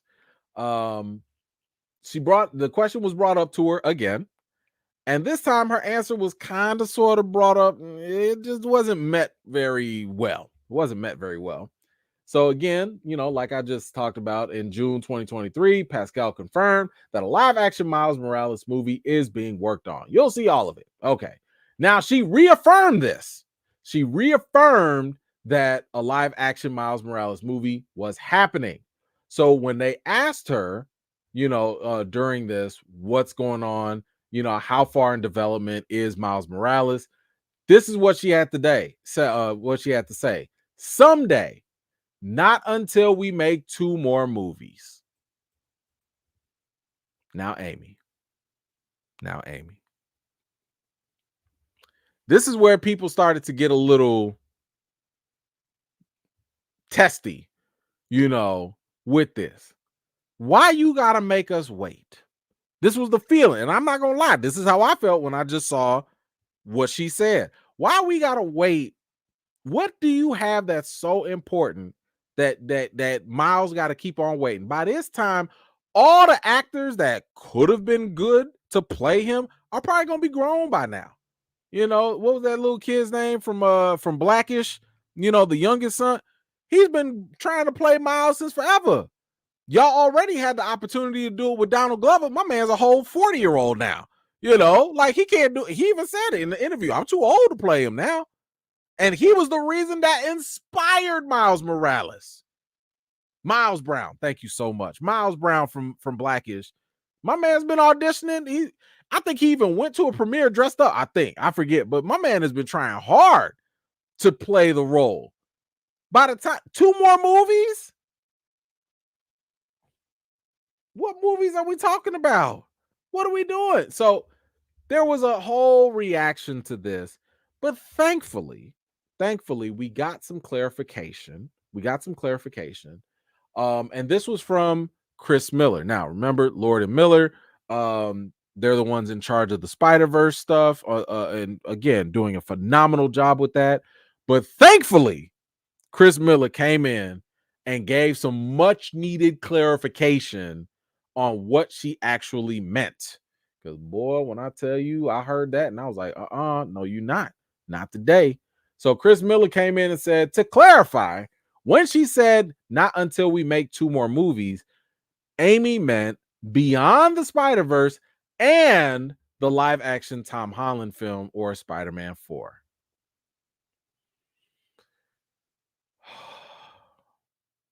Okay. Okay.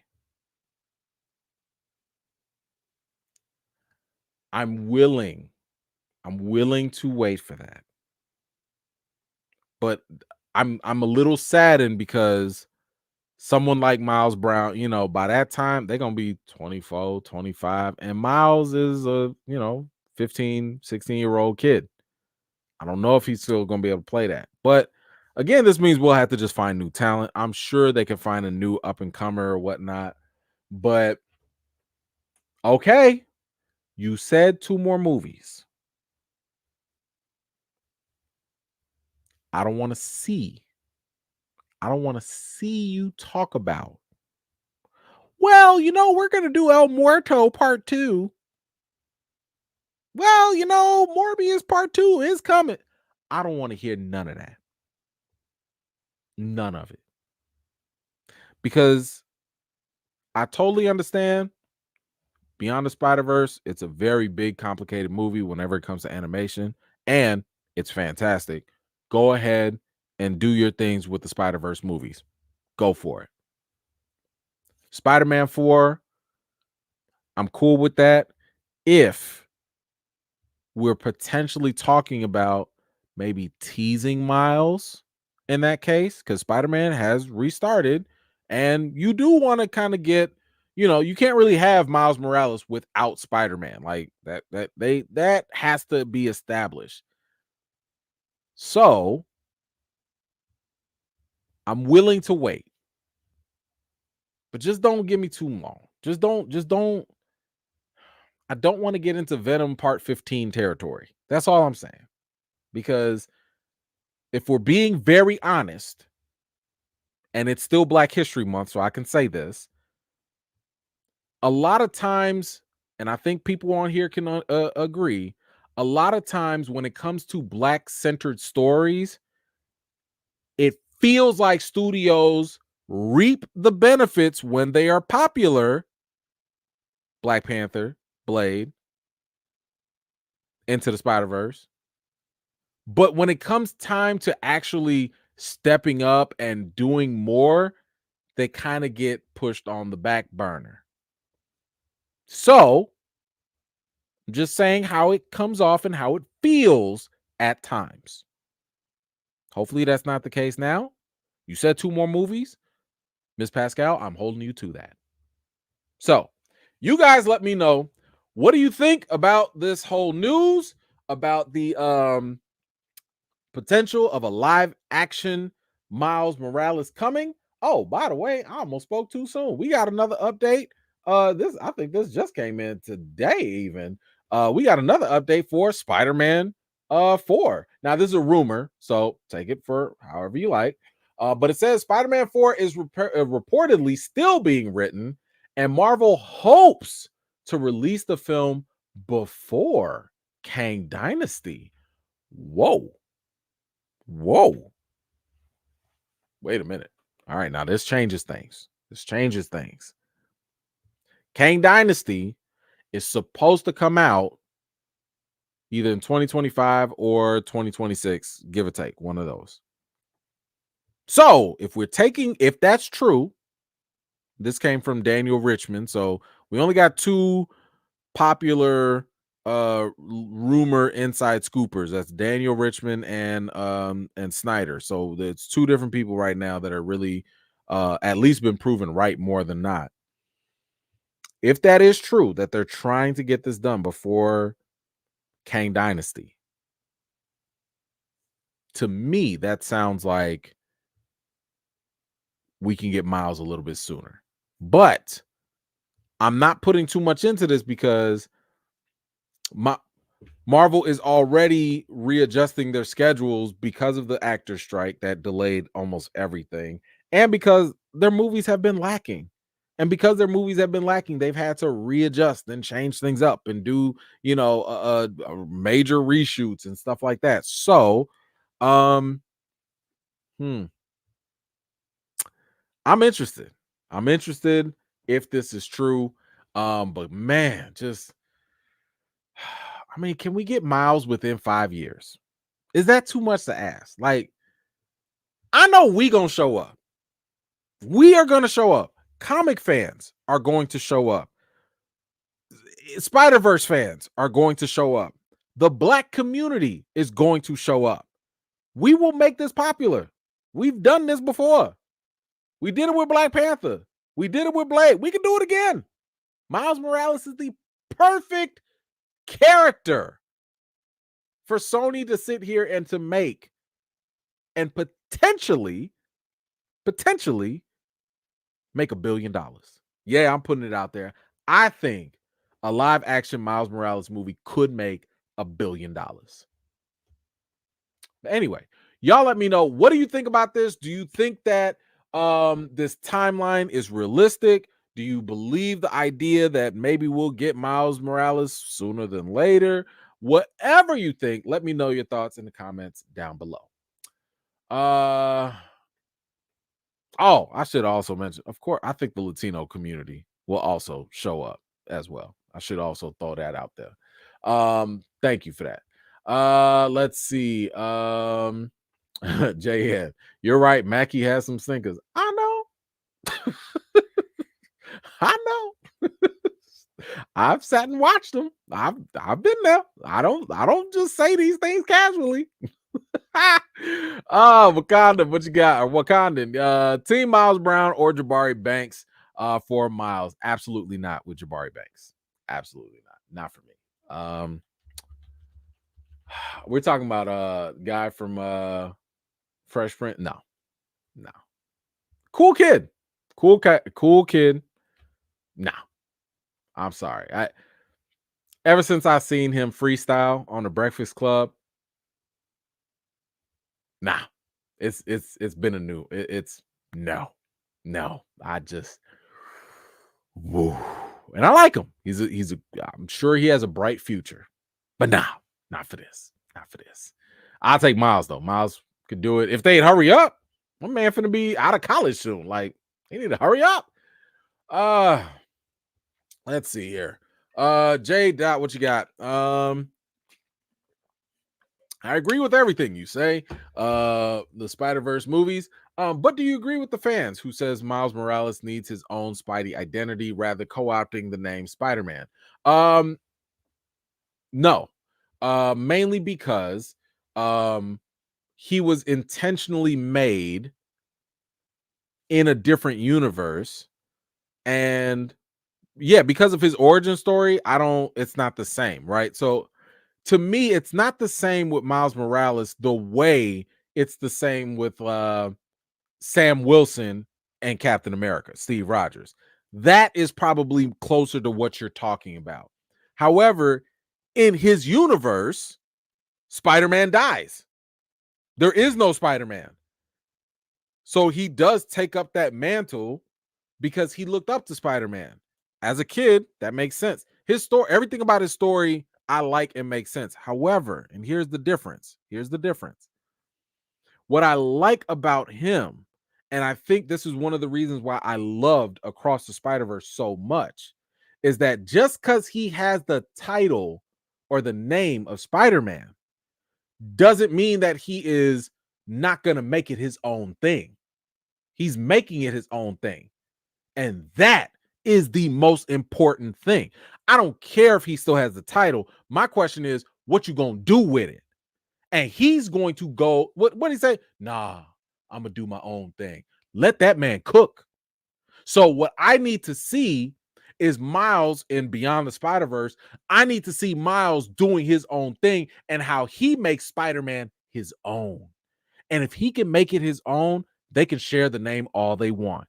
Because when it's distinct and it's very different and he's not trying to copy the last guy, that's all that matters. Then it's just the name, but it's the character that defines the title that's really going to matter. So no, I don't have a problem with the name sharing, because at least what we see right now, he's moving in the footsteps of trying to walk in his own path, right? So I'm cool with that. I'm cool with it. Let's see, but thank you so much for that. Great question. JN, amen about Hollywood and Black Center stories. Well, it is what it is. It is what it is. Thank you so much for that. Reagan, what you got? Sad the evil is ending. It's been a pretty good show. Also, have you seen Mr. and Mrs. Smith yet? The episodes I've seen have been pretty good. I have not seen it yet. I was trying to wait for the wifey to watch it with her. I felt like that'd be a nice little cool thing we could watch. She's been busy, obviously. But no, I have not watched it yet. I have heard nothing but good things about Mr. and Mrs. Smith, though. So I will be watching it eventually. Okay. Well, let's see. Let me get to it. Here we are. We could not go without talking about Madam Web. If you've seen my reviews or even my reaction to Madam Web, it ain't the best. It's not the best. Ever since this movie was announced, ever since news dropped about the casting, about the directions, whatever rumors, anything, the excitement level has gone to being pretty much non-existent. Madam Web continued the very troubled pattern of taking Spider-Man spinoffs and not including Spider-Man in them. And while I totally understand some people thinking and believing that, well, it's a spinoff, it's about that character, nobody cares. Nobody cares about these spinoffs when Spider-Man's not even present. No one's even saying that Spider-Man needs to be the lead. No one's even saying that Spider-Man has to be in the movie 50% of the time. We're just saying if he exists in this world, because all these characters are derivatives of him or his rights, character rights, the least y'all can do is put Spider-Man in the movies. Now, Madam Web is not a movie I'm going to recommend to people. I'm also not going to stop you from watching it, but I'm not going to endorse it. I'm not going to push it. I'm not going to, I care about y'all. I care about y'all. I went to go see it for y'all. So I'm not going to recommend it, but I encourage you to make up your own mind. At the same time, I don't really care about spoilers. I really don't. And even though I don't care about this movie and the spoilers related to it, I'm still going to respect it to some degree. But just to give more context to what I was saying in my reaction, I did feel like this movie was trolling us because they kept teasing Spider-Man. They kept saying like, haha, y'all like Spider-Man, right?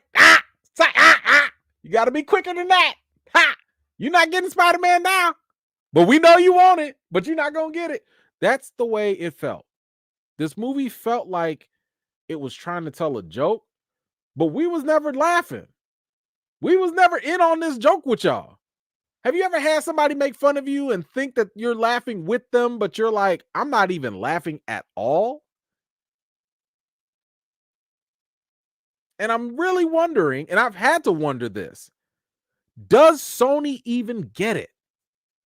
Do the people in charge of these movies, do they get it? Now, oh my God, this is why I do what I do, right? One thing that I try to do is I try to give studios, producers, directors, actors, I try to give everybody the benefit of the doubt. And what I mean by that is I listen to what they say and I look at what they do and I use those type of things to inform how I think and feel about whatever they make. And guess what? If I thought something was a certain way, and then later on I have new information that, this is what the director really meant, and this is what the producer was trying to, I will go off of what y'all say over how I feel.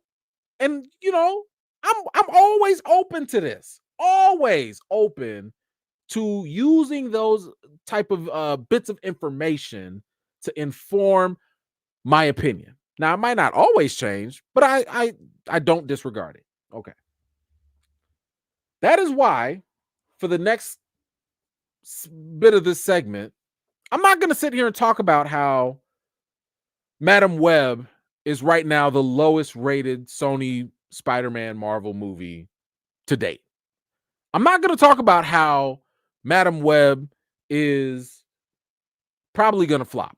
I'm not going to talk about how Madam Web is rated lower than Morbius, even though I still think Morbius was better, but that's not saying anything. That it really is not. I'm not going to talk about that. What I do want to talk about, because again, I like to give the credit, I want to go straight to the source. I want to talk about what the people behind these movies actually say and what they think, because they've been interviewed. These are the producers, the people behind the camera, the people that make these decisions. And I want to take them for their word. So that way, if and when I give them praise or criticism, I'm judging them fairly. And I want to go over what they've said in a couple interviews here so that you too can get a better understanding of where they're coming from. So let's go to the first point here. It says why Madam Web does not cross over with other Spider-Man movies. Now, first of all, let me just say this. Look at this. Her web connects them all. That's literally on the poster. A little bit of false advertising. I don't know what you're talking about. Connects who? Just the girls? Because it ain't the movies. Even though it should have been, but whatever. That's another conversation. This is from I want to say one of the producers. Yes, this is from the main producer, Lorenzo. I can't say his other name, so we'll call him just Lorenzo. He said, "We made a decision early on that the advantage in this story was not to attach it to all these other stories. We tipped the hat, but really we wanted to concentrate on a character journey. And I think some of the superhero fatigue that people talk about is because those movies are often not about the central character. Also, we felt it was a stronger choice for us to say, this is Madam Web's story."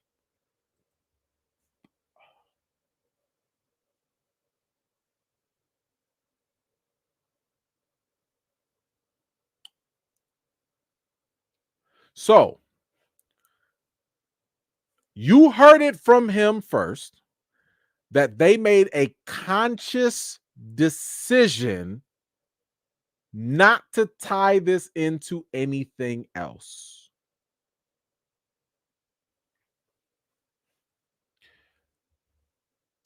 I'm not even going to talk about, y'all know how I feel about that comic book movie fatigue stuff. I'm not going to get into that because they go into it later into the interview.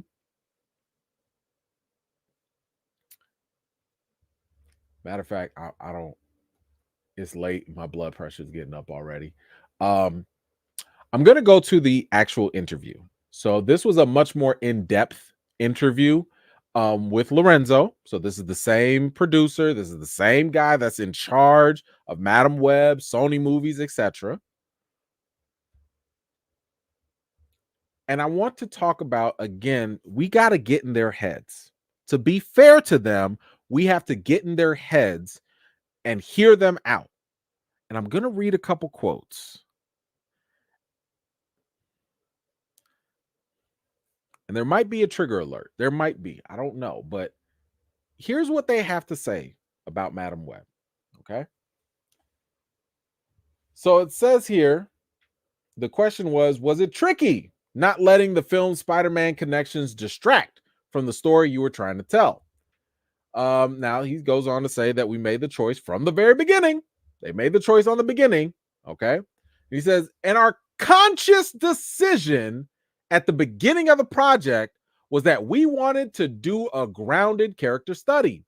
Once we made that decision, it became less hard. How do we attract the fans who know Madam Web from the comic books and also the non-fans?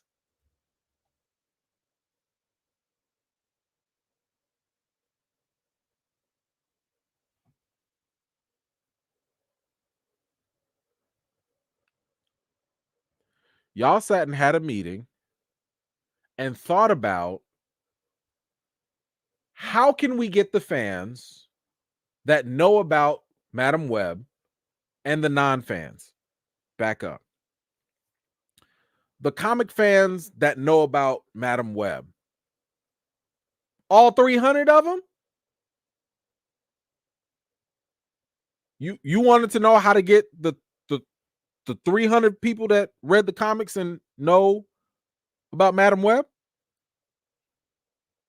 I know more people that learned about Madam Web from the animated Spider-Man cartoon than they do from the comics. That's not to say, that's not a diss to comic readers. I'm just saying you're talking about a character that was like C-list at best. And let me kind of give this because, this is one of the issues I have with producers sometimes. One of the issues is the fact that they don't really know what they're doing with these properties that they've probably inherited because they probably just look at these from a Hollywood lens. That's a whole nother conversation. And C-list was at best. This was at best for Madam Web. She could be D-list for sure. You should have never in your powwow meetings even considered how do we get the comic fans. You know how you get the comic fans? By making a comic book movie. If it's comic book related, comic book fans are going to show up anyway. I know a lot of us talk a lot of talk. A lot of us comic fans will sit here and be like, man, it wasn't accurate to the comics. I'm not going to watch it. Yes, you are. Stop it. Stop it. You might not go opening day. A lot of y'all do. You might go stream it later. Whatever. You gonna see it because deep down inside, each and every one, I truly believe this. All of us comic book fans want every single comic book related property, whether it's TV, movies, animation, whatever. We all want them to just be good. We all want that. Even if we know it might be bad, we still go in there hoping, just a little bit of hope that it might be good. So trying to attract the comic book fan is a pointless endeavor. This is honestly one of the reasons why Marvel has been so successful to this date, because they've always known whatever we put out, y'all gonna show up, comic book fans. It's the same way how no matter who you are, if you're a video game fan, if it's a video game movie, you gonna show up. You gonna go watch that Mortal Kombat movie because you play Mortal Kombat. You gonna watch it. Whether you watch it in theaters or you watch it at home or whatever, you're going to watch it. So trying to get the target audience to an IP that's already established and has a fan base is not wise. They're going to show up anyway. The only thing you should be worried about is not triggering them by doing something stupid and outlandish, because they will be the most vocal and they can turn off your general audience that might be coming in, because that general audience will be like, man, I don't know nothing about these comics. Ooh, them comic fans don't like it. Maybe it's not worth my time, So again, don't worry about the hardcore fans. They're going to show up. Just don't mess up with them. Just don't mess up. Just don't do nothing too crazy and wild and stupid, and the comic fans will be all right. Why? Because as comic fans, we're used to variation. We're used to things not always being 100% the same way. This is why we had the multiverse for decades. But that's just one point. This is one point. Let me go on.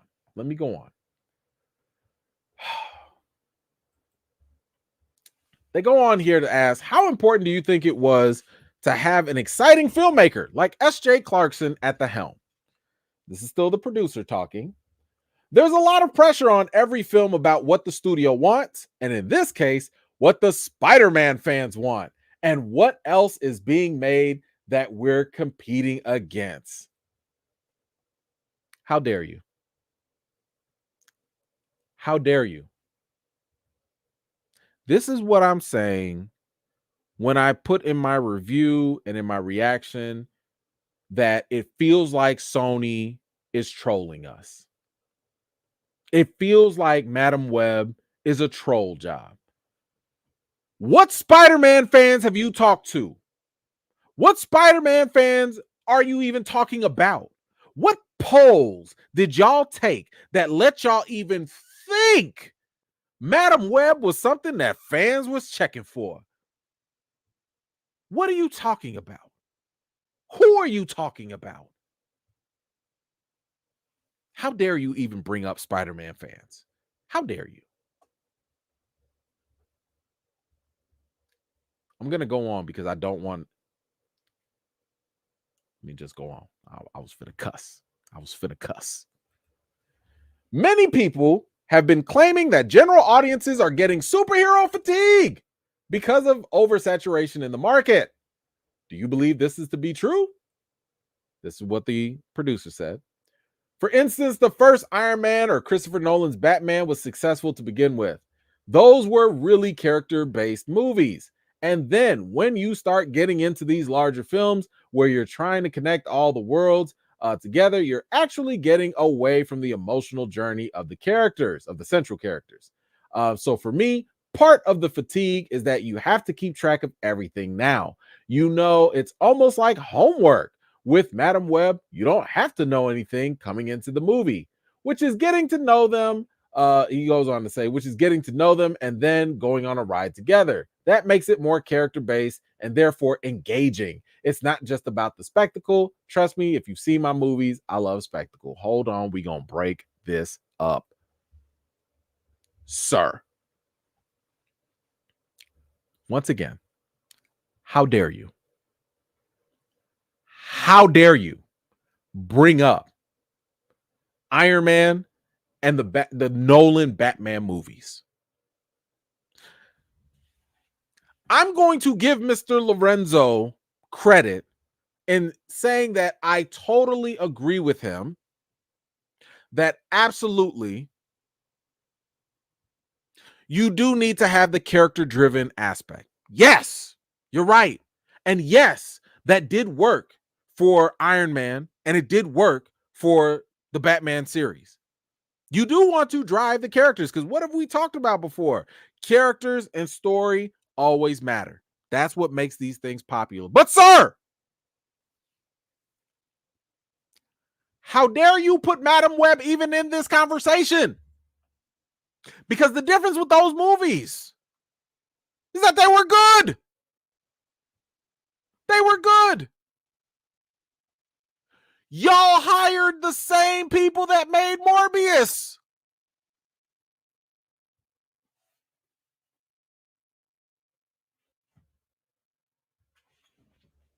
How dare you? Come on. What?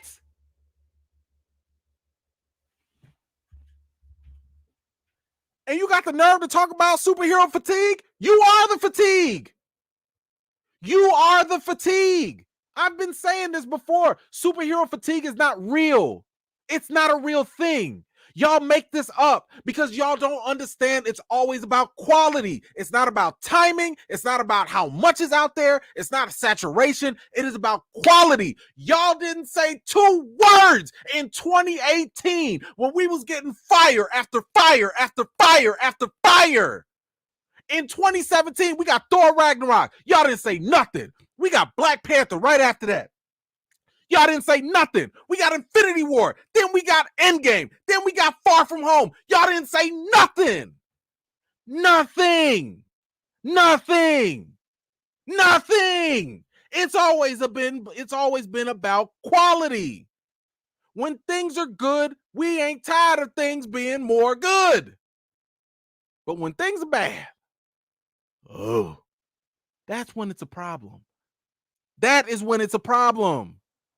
So yes, when we got Phase 4 and it was lacking Black Widow, you know, when we getting them kind of mediocre TV shows, yes, we tired of mediocre to bad stuff. And guess what? Madam Web is bad stuff. So you are the superhero fatigue. It's you. It's not them. It's nothing else. It ain't no character-driven theory. No, it's you.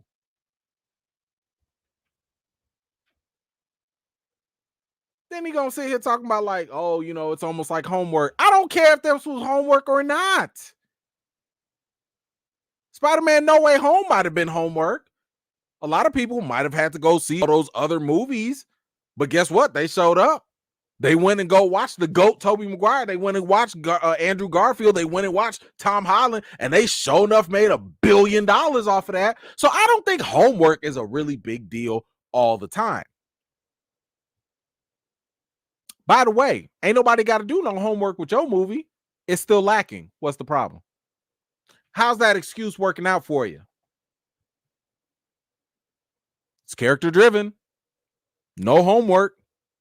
Your movie's still trash. Now what?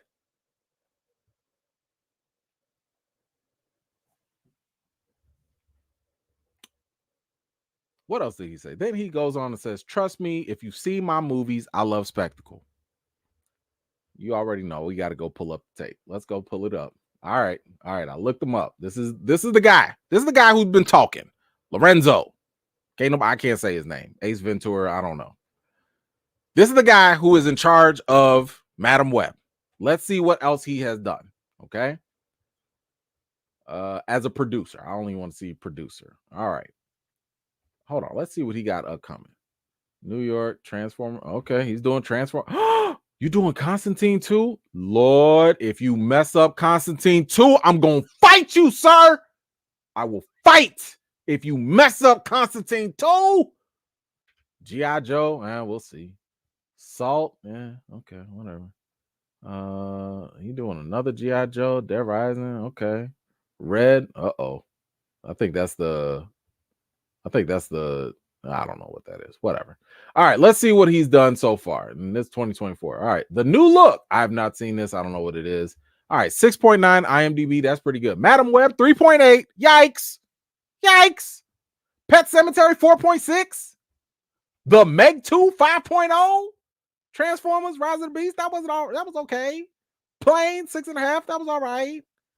Snake Eye. Bro, you did Snake Eyes? That trash? Oh my God. You did Infinite with Mark Wahlberg. Jupiter's Legacy. Oh my God. You did Doom Annihilation. I'm done.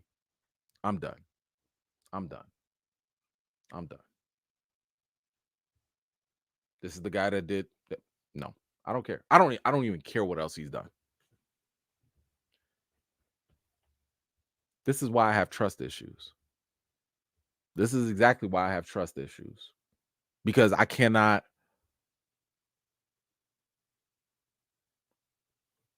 I guess this now explains why they hired the Morbius team again.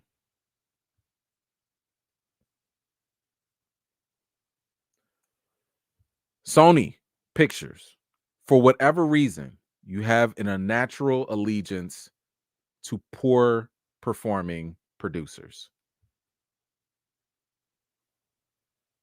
I don't get it. Or creatives. I don't get it.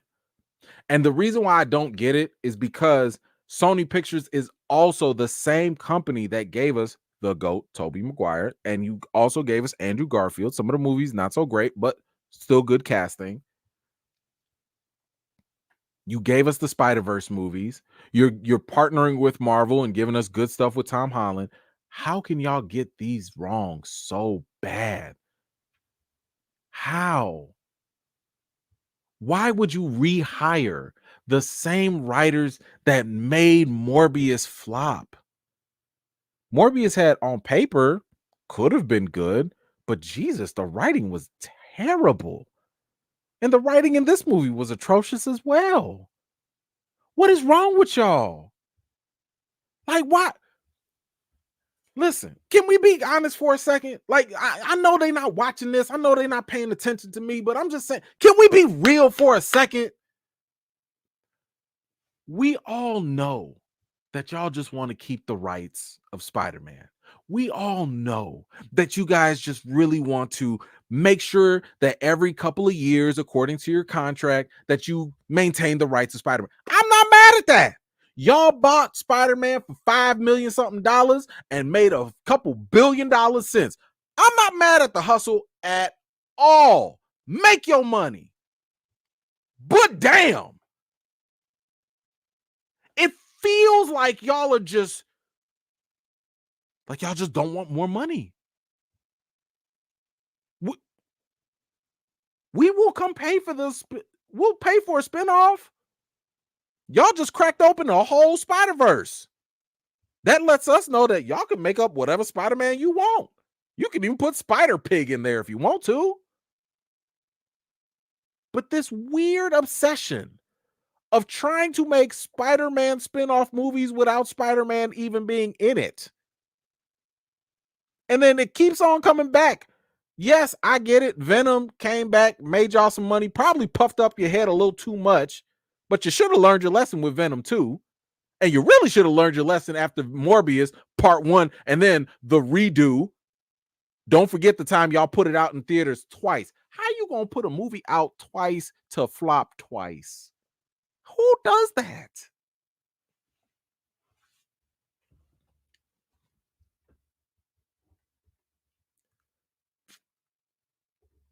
I don't. It's literally y'all money to lose. Y'all could literally just make $400, $500 million. You know, it is what it is. And here's the reason why I bring this up.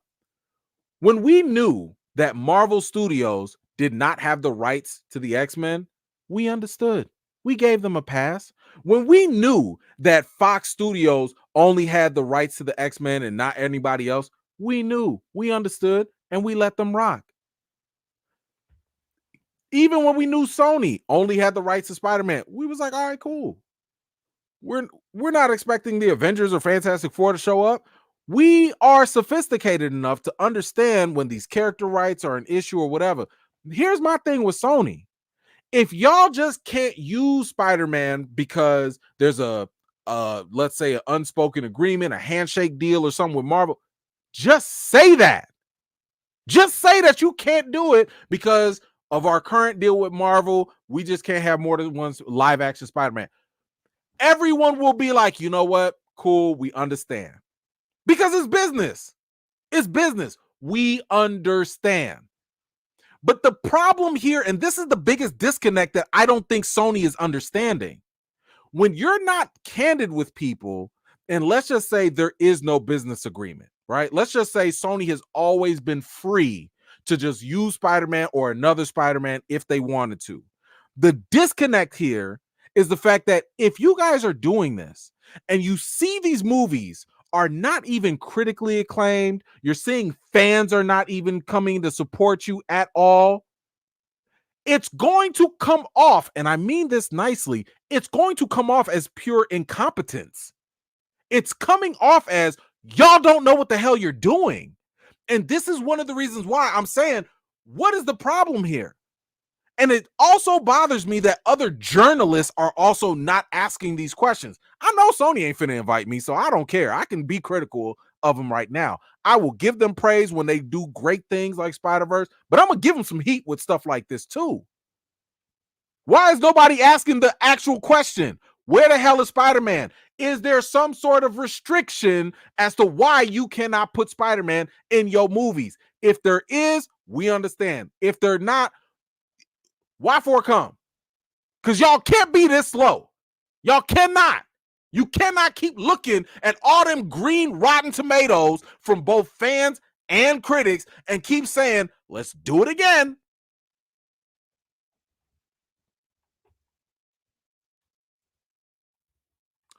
The interviewer did ask a question. So you see it? Do you see a future with these 3 Spider Women and more spin-off films or a Madam Web sequel? Producer goes on to say, so hopefully coming out of this experience with Madam Web, the audience is going to embrace us enough to be able to tell the next story.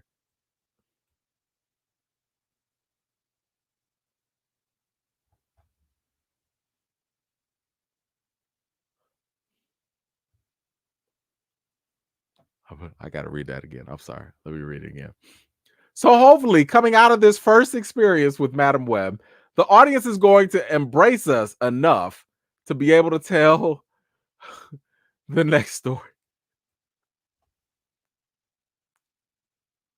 It's been a while. We got to hit him with a Sagat laugh. What? What?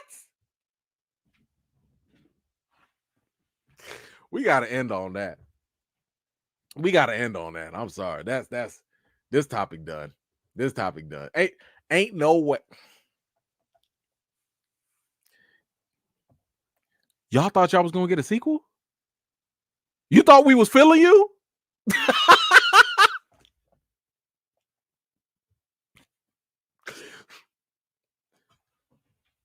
The fact that you didn't even think that when this was announced and the people were already kind of sort of like, that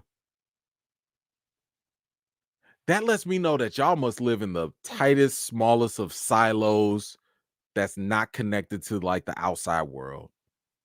Do y'all have the internet? Like, I have to ask these questions, and I know they sound insulting, but it seems like the worst kept secret that fans, Spider-Man fans, do not like your movies, and neither do general audiences when it comes to the spinoffs without Spider-Man. Again, we'll give them praise for the good stuff that they've been doing, but golly, y'all act like y'all don't know what you're doing. And I gotta ask Sony Pictures, why y'all keep hiring this dude? I mean, I don't know what else he's done, but it's like, did y'all look at we just went through the resume. I don't know the guy. I'm pretty sure he's great. I'm just saying, I probably would not trust a money-making IP with someone with that track record. So this is not a personal shot at Lorenzo. This is not a personal shot. I'm just saying, based off of your work, nah, bro. Next. Who's the next up-and-comer?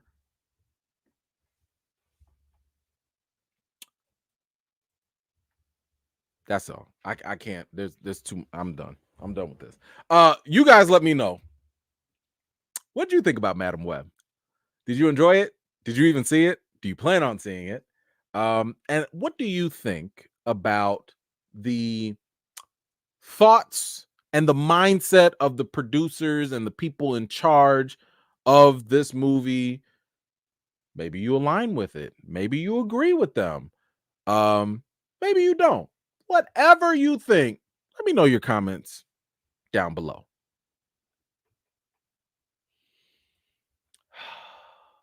Sorry, I had to.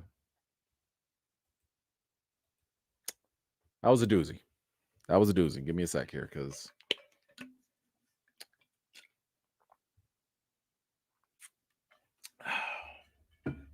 I ain't never going. They're never going to invite me to a screening. They're never going to invite me to a premiere. I already know it. I know. I've literally asked and they've ghosted me. So I'm whatever. What am I going to lose? You can't come to Venom 3. Nah. You can't come to Craven. Nah. No El Muerto for you. I'm gonna lose some sleep. I'll lose sleep. All right, let's see. I think I had a couple. Anthony, all right, let's go through these. One person said that they wanted to apologize to Morbius. Grace Randolph said that her body tried to shut down to protect her involuntarily. All right. Yeah, I still I'm not apologizing to Morbius. I still hold on to my belief that Morbius is still worse. The way I kind of go off of it, this is for me. I go by how many times I've had to eye roll or sigh or whatever. Morbius made me want to tear the last bit of hair that I got out.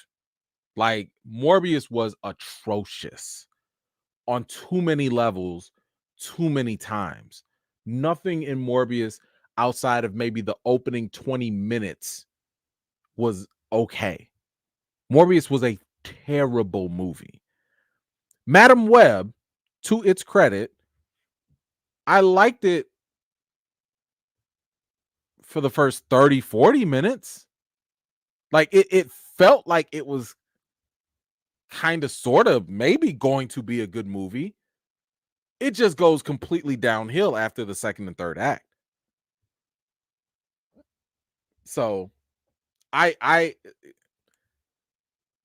gun to my head, Morbius or Madam Web, I'd rather watch Madam Web again. Gun to my head. Now, again, I don't want to watch either one of these movies ever again. But yeah. And I mean, again, it's kind of like, why are we even comparing these things? Hey, can I give you some mud or some boo-boo? Which one you gonna eat? You gotta pick some mud or some boo-boo.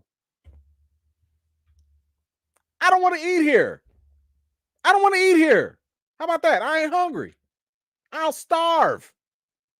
Yikes.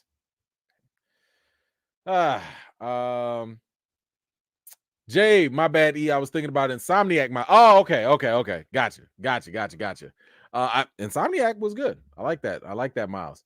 Let's see. Brian, what you got? Sony over here making the same mistakes and expecting different results. Surely we aren't the problem. Right. And what do they say the definition of insanity is? Brian, thank you so much. Appreciate you. JN, E-Man sound like a Baptist preacher speaking on the fake superhero fatigue. Take your time, Bishop. Speak on it. Listen, I told you. You guys know that get on my nerves. That superhero fatigue stuff has always gotten on my nerves because it's just. Listen. Mark my words right now. You're not gonna see not one article. You're not gonna see not one video. You're not gonna see nobody sit here and talk about superhero fatigue when Deadpool 3 come out. When Deadpool and Wolverine come out, everybody gonna be like, man, this was so great. Oh my gosh, this was so fun. Oh, Ryan's done it again. Marvel might be back. You're not gonna see not one person. I'm tired of comic book movies. First of all, didn't nobody tell you to go see it? Like, that's another reason why I don't like this whole conversation. Like, no one's forcing you to cover it. No one's forcing you to go see anything. Why are you tired of stuff that you ain't forced to go see? Go do something else. Go watch something else. Golly, people just be want to trample in on other folks' enjoyment on stuff. Anthony, finally, the cinematic event of the year. No, dare I say the decade. Prepare yourself for Madame Web came out. Yes, that is probably a better title for it. Thank you again, Anthony. Madam Web made 2.2 million on its second day, aiming for a not so super heroic box office record. Worst comic book movie second day. Opened on a Wednesday, and it's like the audience had spidey sense to stay away. Hey, one thing I've always told y'all: do not reward studios with mediocre films. I understand as a film critic, I have to be way more critical about movies. I get that. And I also understand as the audience, as a fan, as a general public, you don't have to dissect a movie and hold it to a certain standard the way a critic does. We have two different jobs, even though we're doing similar things. However, when a movie is mediocre, when you at least, and do your best diligence in terms of how you judge whether a movie is worth it or not. Do your best with that. I've always told you, you don't have to take my word for it, but find you a critic that you like, find a reviewer, whoever that you can use their opinion and reflect yours off of theirs. Okay, that's how you should be doing it. You don't need to listen and email said it's great, so it's great. Nah, I mean, I appreciate it, but you should be like, man, I tend to like and agree with what E-Man says. So if he likes it, I like it. Or, man, me and E-Man don't really gel on this. So when he says this, I can inform my opinion a different way. That's the way it should go. Take whatever I'm telling you. It's not just 100% facts. If it's based off my opinion, I mean, I'll tell you when it's facts. But if it's just my opinion, base your opinion to reflect off of that. That's all. And at the end of the day, if something is whack, don't give them your money, because the studios will be like, oh, they paid for it. We don't care if they complaining. They paid for it. Do it again. Run it back. That's how y'all got Venom 3 coming. And I still won't forgive y'all for that.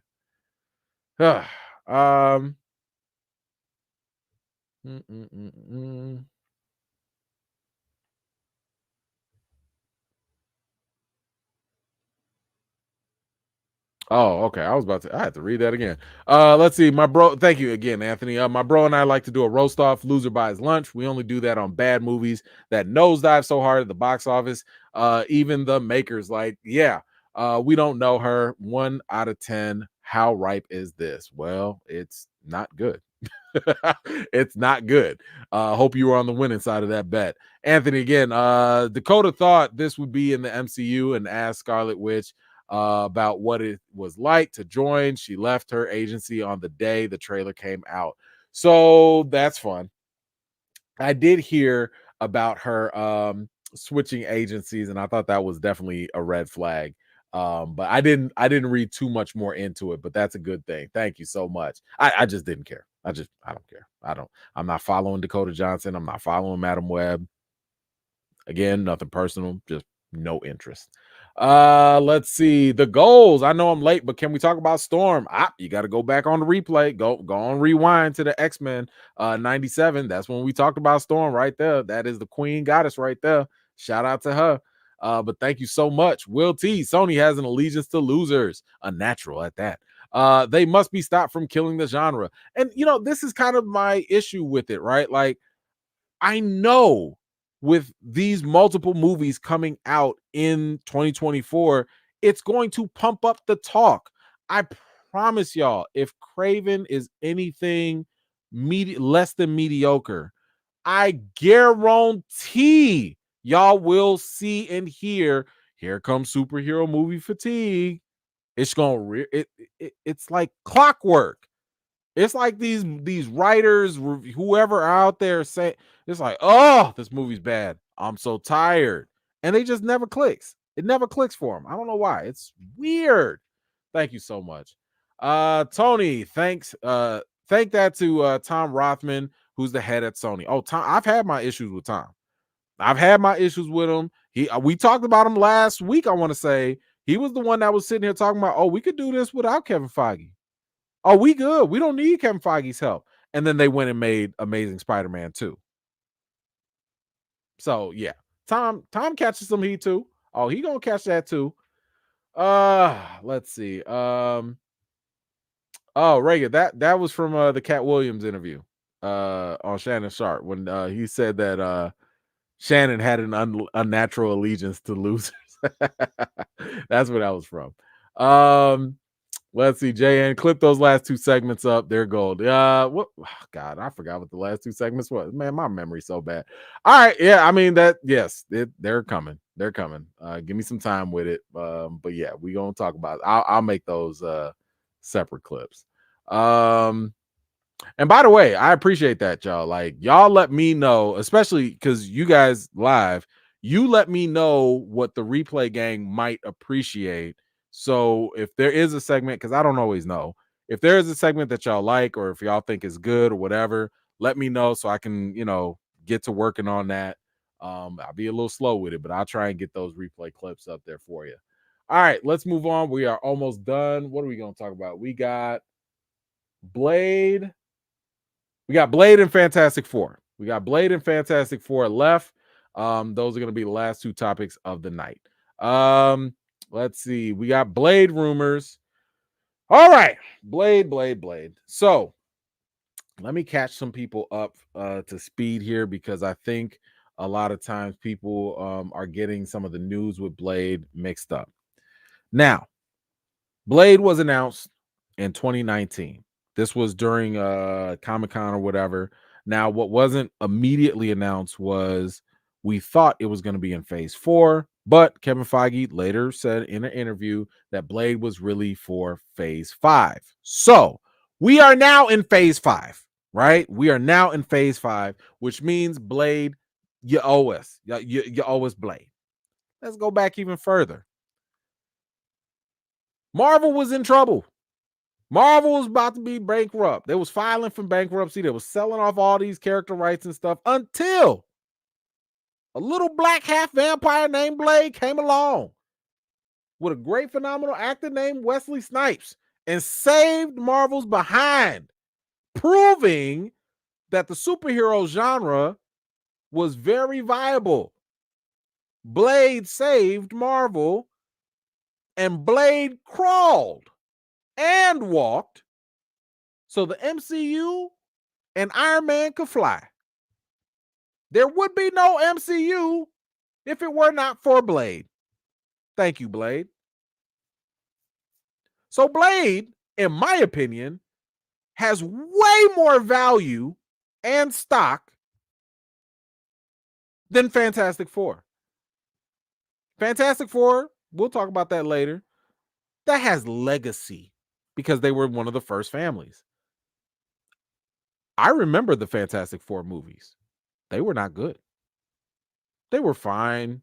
You know, the mid-2000 ones, they were okay because we didn't have nothing else. But they weren't great. They weren't really even all that good. We're not even going to talk about the Michael B. Jordan one. And we're not going to talk about the Fantastic Four movie that some of y'all probably never even seen. That was way before that, like in the early, 80s? Last time I checked, Fantastic Four didn't save nobody, but Blade did. So, in my opinion, Blade is a much more valuable property.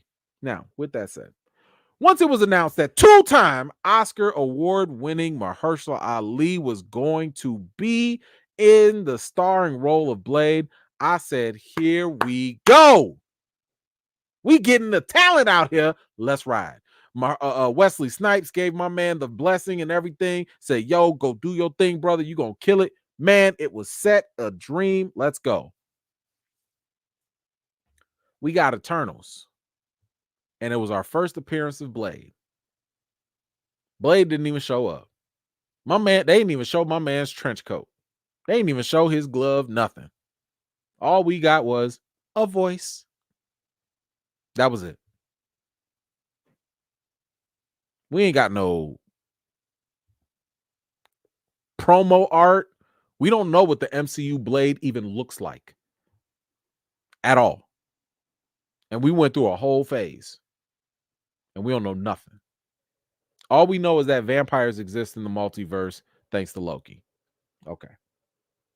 When it comes to production of Blade, and I have multiple videos on this, so I'm going to just quickly recap this. If you want more of the history, check out my past videos. The script was atrocious. Yes, this was during the pandemic era. Yes, Marvel was stretched thin, and the quality control clearly was non-existent. But even with those excuses, it's inexcusable how bad the direction Blade was going. The director pulled out right like a month or two before production. Not good. When Marvel finally started to slow down and they finally started to hear about what the hell was going on in this script, they was like, oh, hell no, this is trash. According to rumors, Blade was regulated to a fourth leading character in his own movie. According to rumors of the early scripts, the action scenes were considered lackluster.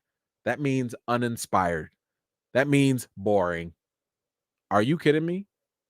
A Blade movie with boring action scenes? It don't make sense.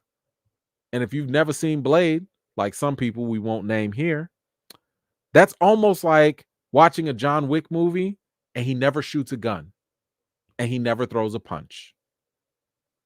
What kind of movie is that? What are we even talking about? Now, the movie at that point got delayed because of obviously the bad writing and the lack of a director. And then sooner or later, we started to get some good news. And the good news was we got a new director. It was one of the guys from Lovecraft Country. You know, he came on board. We also got Michael Green. Michael Green, in case you did not know, was the writer for Logan, only one of the best comic book movies to date. Michael Green is also responsible for Blue-Eyed Samurai on Netflix, which you should be watching. So the writing is in good hands. And the writer, I believe, also worked, I think he worked on True Detective. Either way, Mahershala was like, yeah, I like this writing. I like this new script. Cool.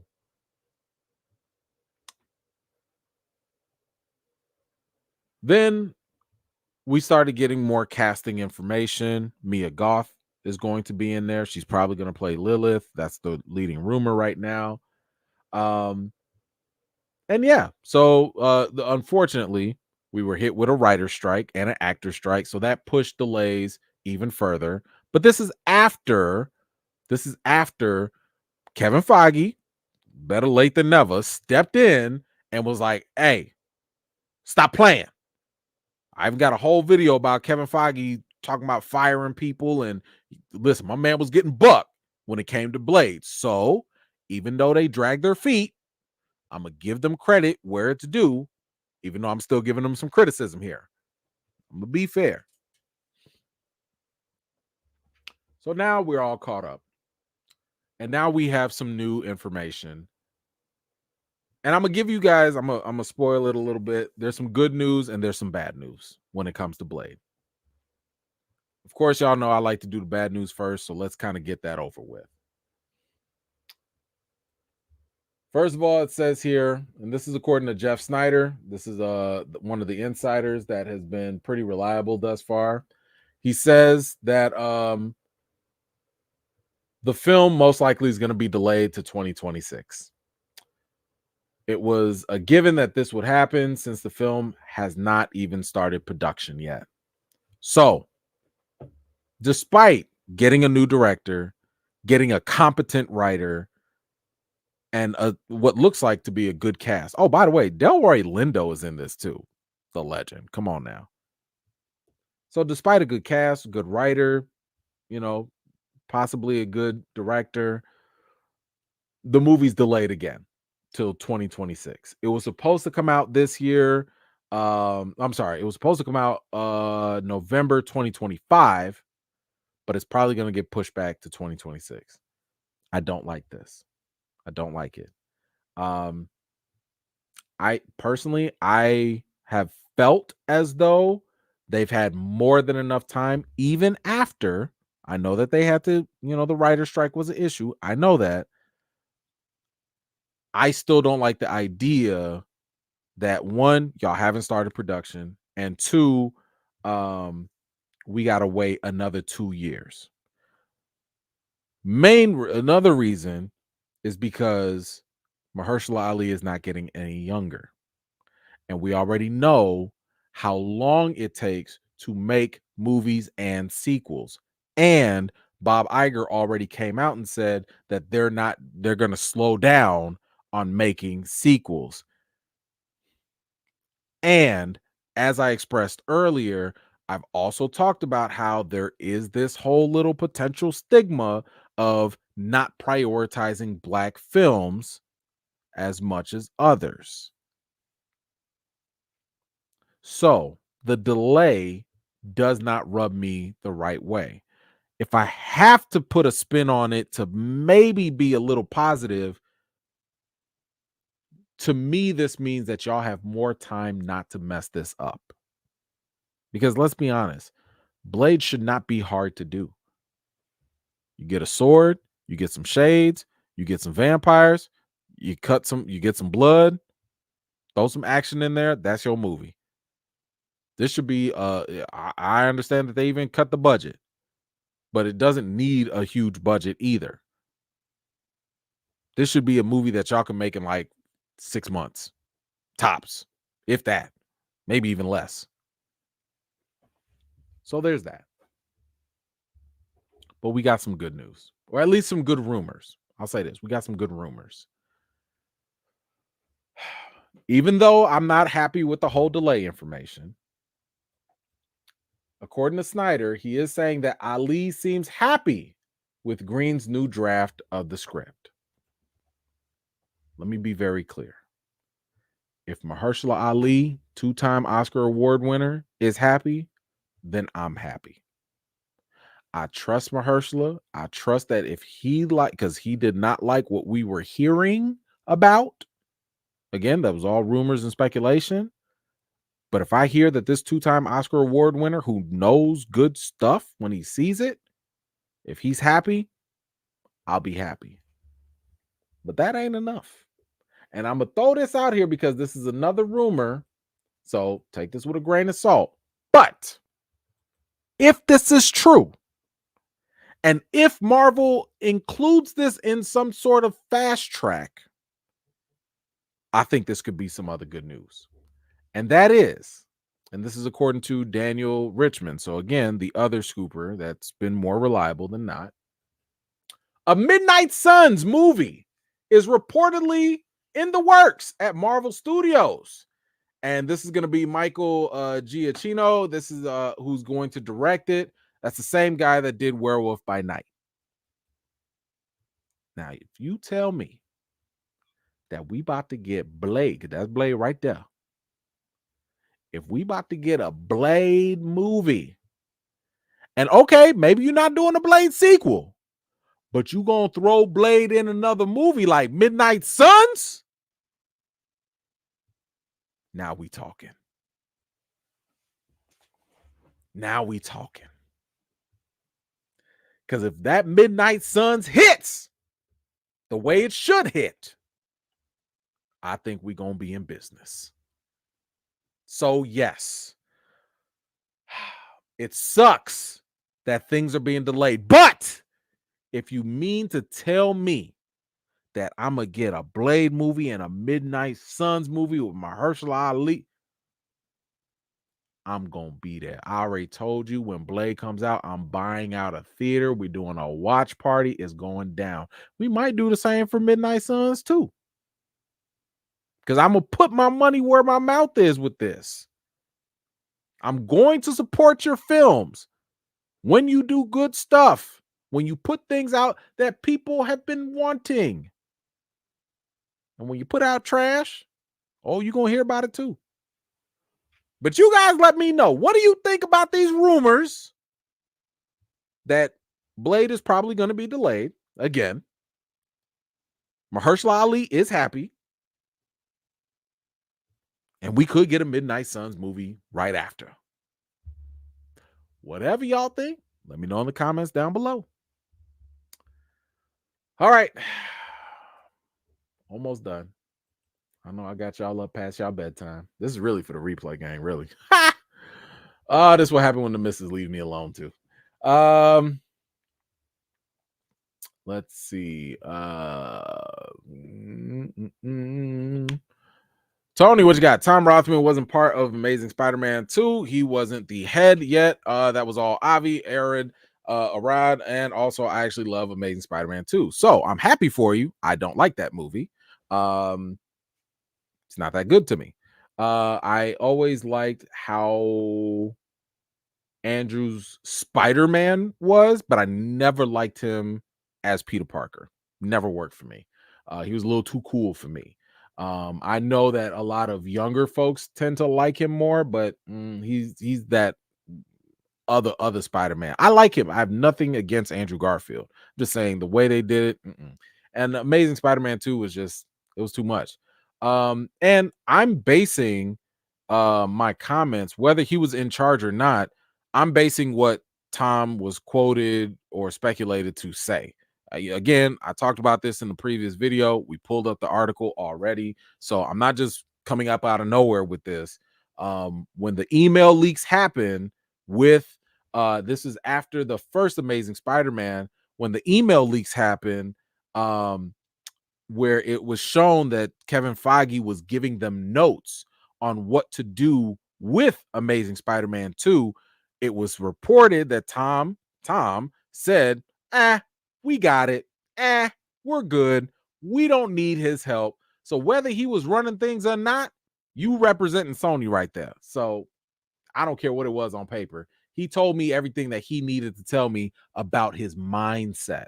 That's why I've been trying to tell y'all. I go off of what these people say or whatever they're reported to say, and that's where my conclusions come from. I don't care what he was signed on, because look at where he's at now, and I'm looking at what his mindset was. Until an interview comes out, maybe he says something different, then I'll change my mind. But that right there, I'm gonna hold him to that. But thank you so much, Tony. I appreciate you. Frigga, what you got? I'll never get over them having a treatment of John Wick's director and them not using any of it. Woo, Frigga. Woo, don't come on now. Don't do this to me. Yes, it is true. John Wick director did give Marvel a whole idea for Blade, and they passed. I mean, maybe his stuff was too crazy. I don't know, but something just tells me it would have been better. That, like, whatever we about to get, something tells me it would have been better. So I'm with you on that. I ain't want to get triggered, but I'm with you. Anthony, when this movie comes out, Ali will attend the premiere with an AARP card and get the discount special during the Blade 2 premiere. He's gonna leave the early bird special at the diner. Yeah, unfortunately, my man is gonna be up there. He's gonna be in his 50s by that time, and you know, it just kind of, listen, I know black don't crack. I know, but golly, we ain't got to test it either. You know what I'm saying? Like, just because a glass is supposed to not crack does not mean you go punching it to test it. Leave it alone. Leave it alone. Anyway, let's get to our last topic of the night. I'm going to get y'all in bed. Fantastic Four. Guys, we got the news. It is finally official. One of the worst kept rumors and secrets. But I guess eventually one of them would have been right, because how many times have we gone through who was going to play Reed Richards? I mean, it was Adam Driver, and it was this person, and then Pedro, but maybe not Pedro, but then it is Pedro. But we finally have our cast of the Fantastic Four. And we have them here, right here. You got Pedro Pascal, who is going to be Reed Richards. You have Vanessa Kirby, who is going to play Sue Storm. And by the way, Jack Kirby created the Fantastic Four. So it's kind of cool. I don't know if there's a relation. I don't think there is. But it's kind of cool that she's going to play it. And by the way, I like Vanessa Kirby. Like, she had me sold when I saw her in Mission Impossible for the first time. Matter of fact, I was thinking that she could have played the next Black Widow, because she pretty much played a Black Widow in the Mission Impossible movies. At least it looked like it, right? So I liked her. She's a good actress. She had, I mean, she's natural. I think she's a natural blonde. I don't know how to tell those things. But I'm like, look, that she looked like Sue Storm to me. She looked like Sue Storm to me. So I'm like, let's go. Then you got Joseph Quinn. He played Eddie in Stranger Things. Fan favorite, pretty good. Kid seems pretty talented. He's gonna play Johnny Storm. Then we got Cousin.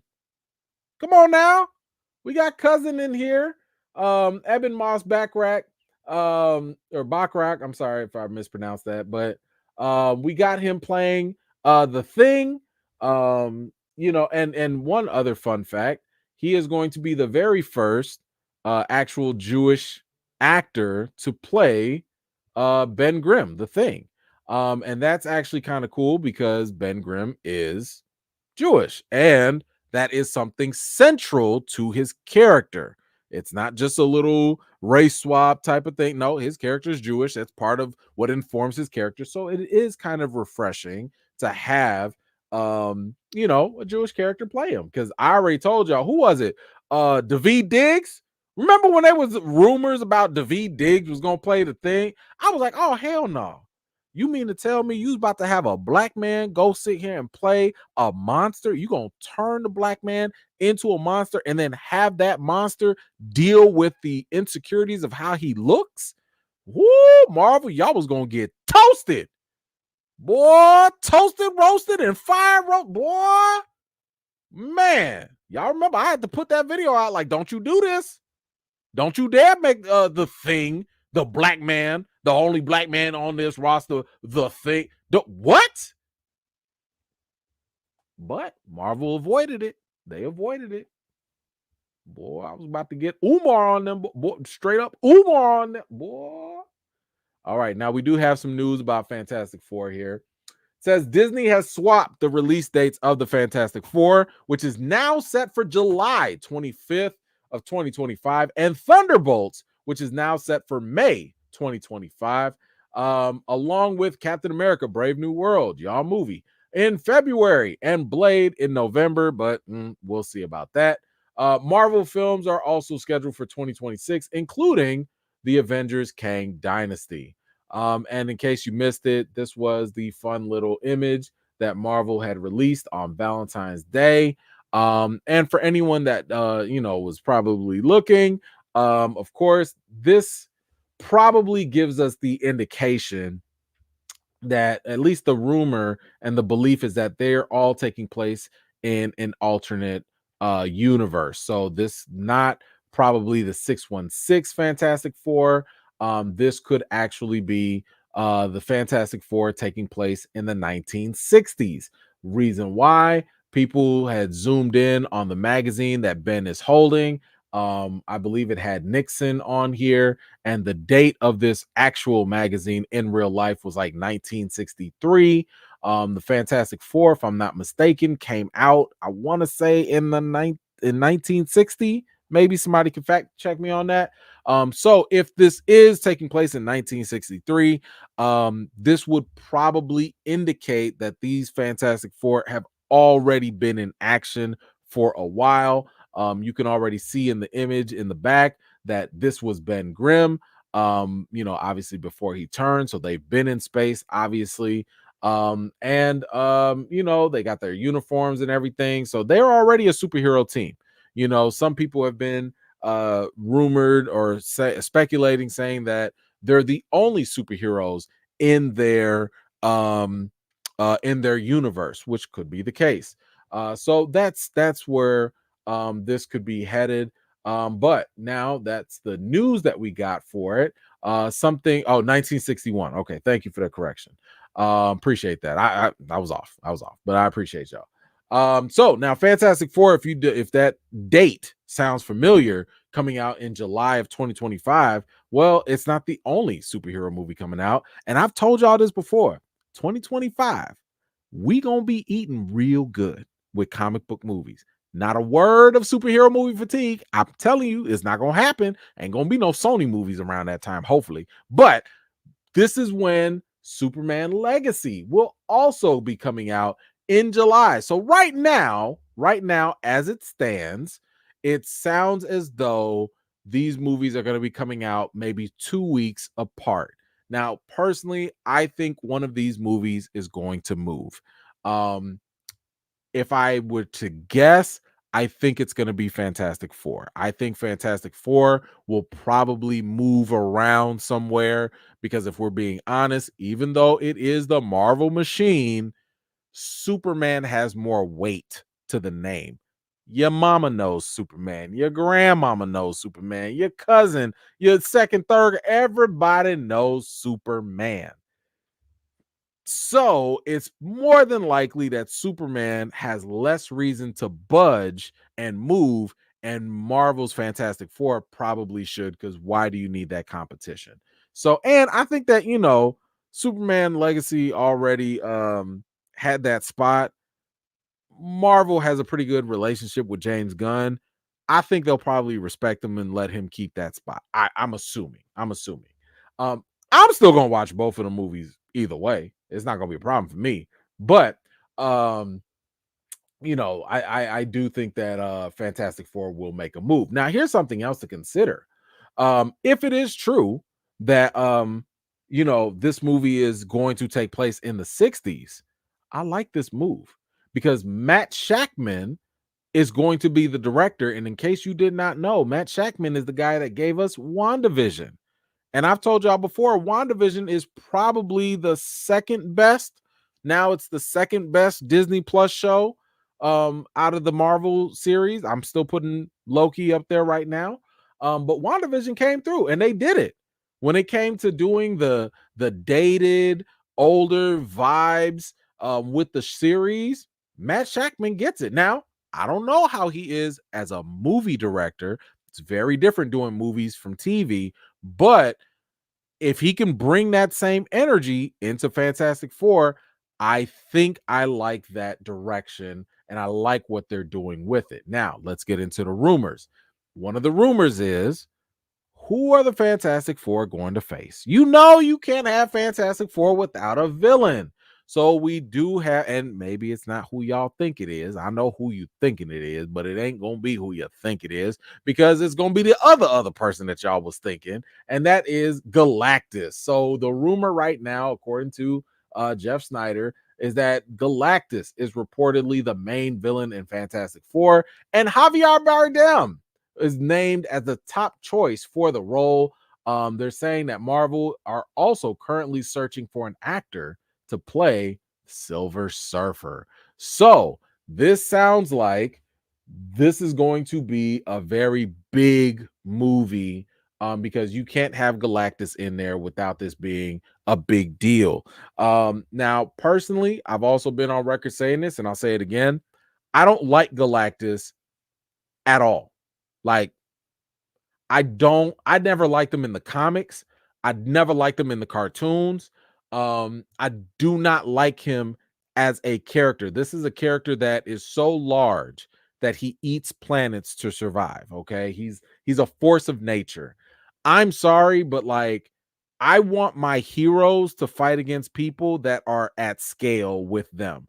I'm not mad if they're a little bit bigger than them, like Apocalypse, for example. But when you get to the point where it's kind of like I could fit the hero in the palm of my hand, I just don't visually think it's appealing at that point. So for me, Galactus has never, ever, ever been that great of a villain cinematically or just visually. I just don't, and then what? Reed Richards comes out with his little pew pew, gun or whatever, to like, what's the gun that they use? I forget what it's called, the Annihilation. I forget whatever it's called. I'm like, man, I don't care about this. I don't care. So now, Fantastic Four against Silver Surfer, now that's going to be good. Like, I want to see that. I just don't care about Galactus. So, but I do like the idea that they got Javier Bardem, in mind, or at least in talks.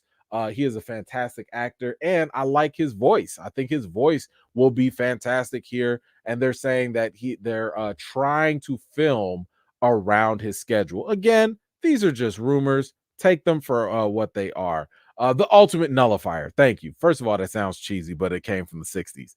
But the ultimate nullifier was the big weapon against Galactus. Whatever. I don't care. Whatever. But let's get to the elephant in the room. Because I know all of y'all thinking the same thing I was thinking. You can't have Fantastic Four without Dr. Doom. What the hell is Doom? What is going on with Doom? Who gonna play Doom? Okay, now this is where the real money resides. Okay, because if we're talking about, I've always had the belief that the villains are the ones that really push the movies, and they can push the cinematic universe forward. Okay, Thanos did his thing. My man came in, whooped everybody. Thanos won for 5 years. Left the whole universe in shambles. My man went out to a whole nother planet to go cook him some ramen noodles in peace. If that ain't a true villain, I don't know who is. But how do you follow that up? The only way you follow up Thanos is with another villain that could, and that is Doom. Doom is the only other villain that can come up here and give the entire MCU, not the 616, not just the 834, no, the whole MCU. He can give them fits. And according to this rumor, Dr. Doom will reportedly make his debut at the end of Fantastic Four. And casting for the role will not begin until after filming has started. Whatever. Just don't mess it up. Don't mess it up. This is probably going to be Marvel's. Let me be very clear. The most important move Marvel can make, the most critical thing that they can do, is cast the right person for Doctor Doom. Doctor Doom is single-handedly going to be the one determinant on whether or not Marvel can capitalize on the success and the excitement that they used to bring to fans everywhere. Doctor Doom is the make or break character for Marvel Studios. So if they get this casting wrong, chalk it up. It's over with. It's done. Don't even think back. It's over. So Mads Mikkelsen has been in talk, in the conversation. Cillian Murphy has been in the conversation. Give it to me. Either one. Let's go. Great choices right there. I'll take either one of them. I'll take either one of them. Because Doctor Doom is a problem for everybody. I know we have our T'Challa situation with Black Panther, but Doctor Doom is a problem for the great T'Challa. It was Doctor Doom that put him in a coma. Unlike what a lot of uninformed people used to think, like, oh, he died in the comics. No, he didn't. They put him in a coma and he woke up and he was fine. But anyway,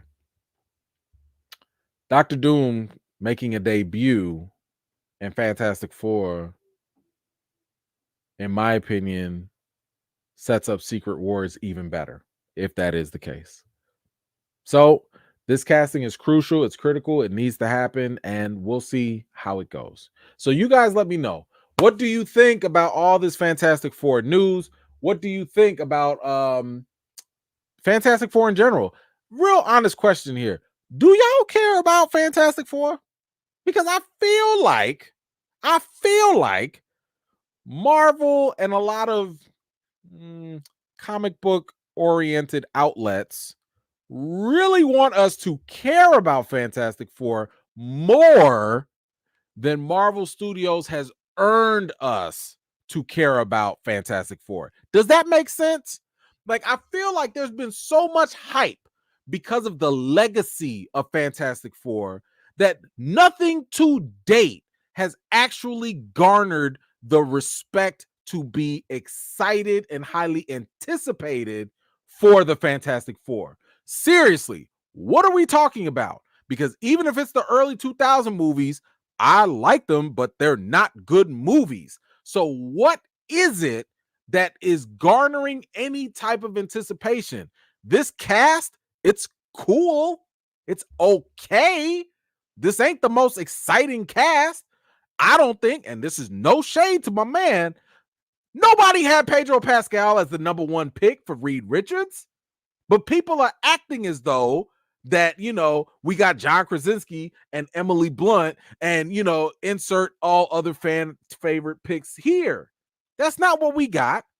And there is no track record of the Marvel Fantastic Four being exciting. Hell, even in the comics, if it was not for Jonathan Hickman, Fantastic Four was lacking. We only brought Reed Richards in when we needed another smart guy. He's a smart guy. Smart guy. Shout out to the smart guy. So all I'm saying is, it feels a little manufactured.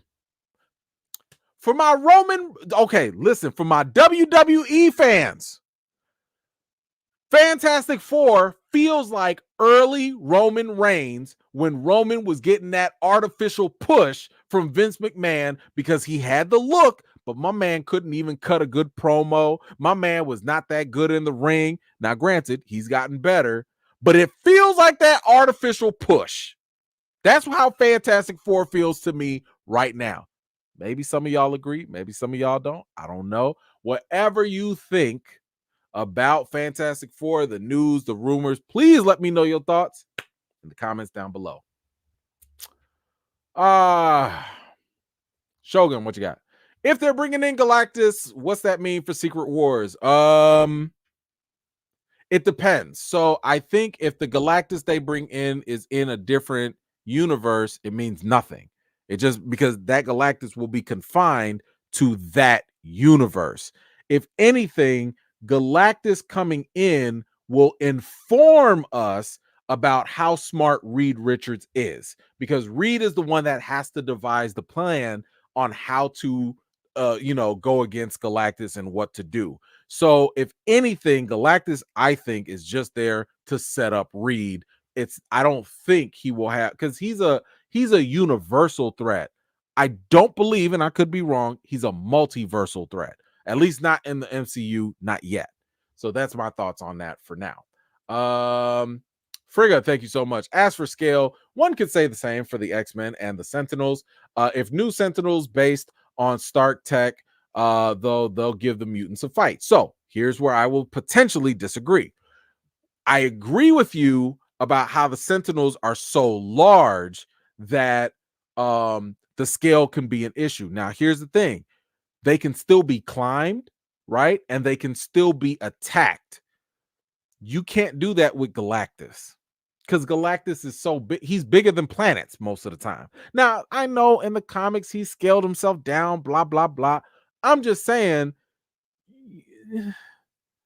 people are like this big to Galactus. Now, it's different if you like this big and you could stab him just a little bit, but I don't see it. I don't see it. Hold on, Brick. Which comics you talking about? Which because I'm putting respect on Hickman. Hickman made him relevant. Which one are you talking about? Because I don't, and maybe I'm jumping in the conversation. If I am, I apologize.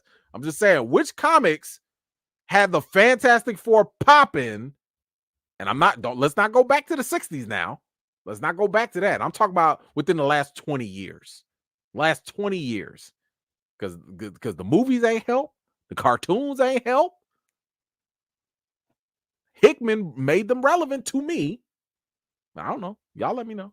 But yeah. So I think Frigga, to your point though, they can make them work. They can make Sentinels work more than Galactus could work. I mean, they kind of made them work in X-Men Days of the Future Past. I thought those Sentinels were fine. Like, they were big, but they weren't like, crazy. Omar, what you got? It's almost as if there are only 3 or 4 actors in Hollywood. I wish that they could have cast someone else as Reed Richards. So, here's the thing though. Pedro Pascal was not their first pick, at least according to these rumors. So I don't think it's a matter of everybody was just like, man, we gotta have Pedro Pascal. Remember, there were earlier rumors that they wanted Adam Driver. Now, nothing about Adam Driver said that he looked like a good pick for Reed Richards to me. I know he can act, but didn't see it, right? He would have been a better Dr. Doom. But if we're listening to the rumors, it was always a question of price. Like, what was the rate? Because they were saying Adam Driver wanted more money and scheduling.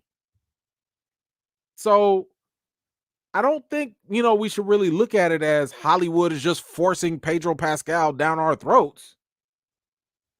No, that's going to go somewhere. But my man was available. And they called.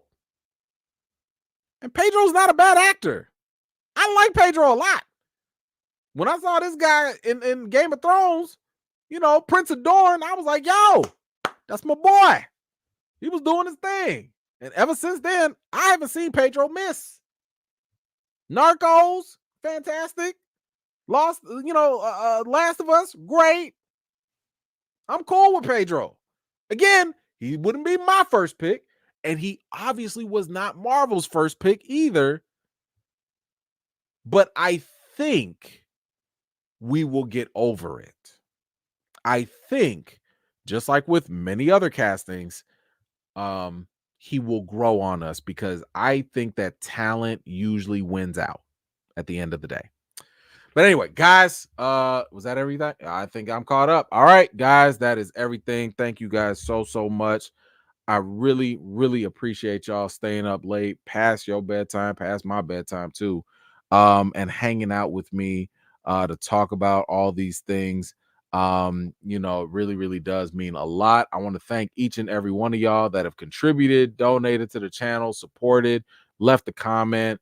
Shout out to all y'all watching on the replay gang as well. Each and every one of y'all constantly are making this worthwhile each and every time. So I want to say thank you for your support. Let's see, we will be back here next week, next Friday, same time, same place. Well, not same time, we'll probably be a little earlier. I ain't gonna have no hot dates at that point. I might have some stories for y'all. We'll see. I might be going on some adventures. I might go on an adventure or two. So just stay tuned. We'll see what happens. You never know. Listen, go follow. Make sure you go follow. You never know what picture's gonna get posted. You don't know who I might be talking to. I don't know. But guys, once again, thank you so much. Make sure you have yourself a fantastic weekend. You know the routine. Wash your hands, wash your butts, and everything in between. I will see you guys later. Peace.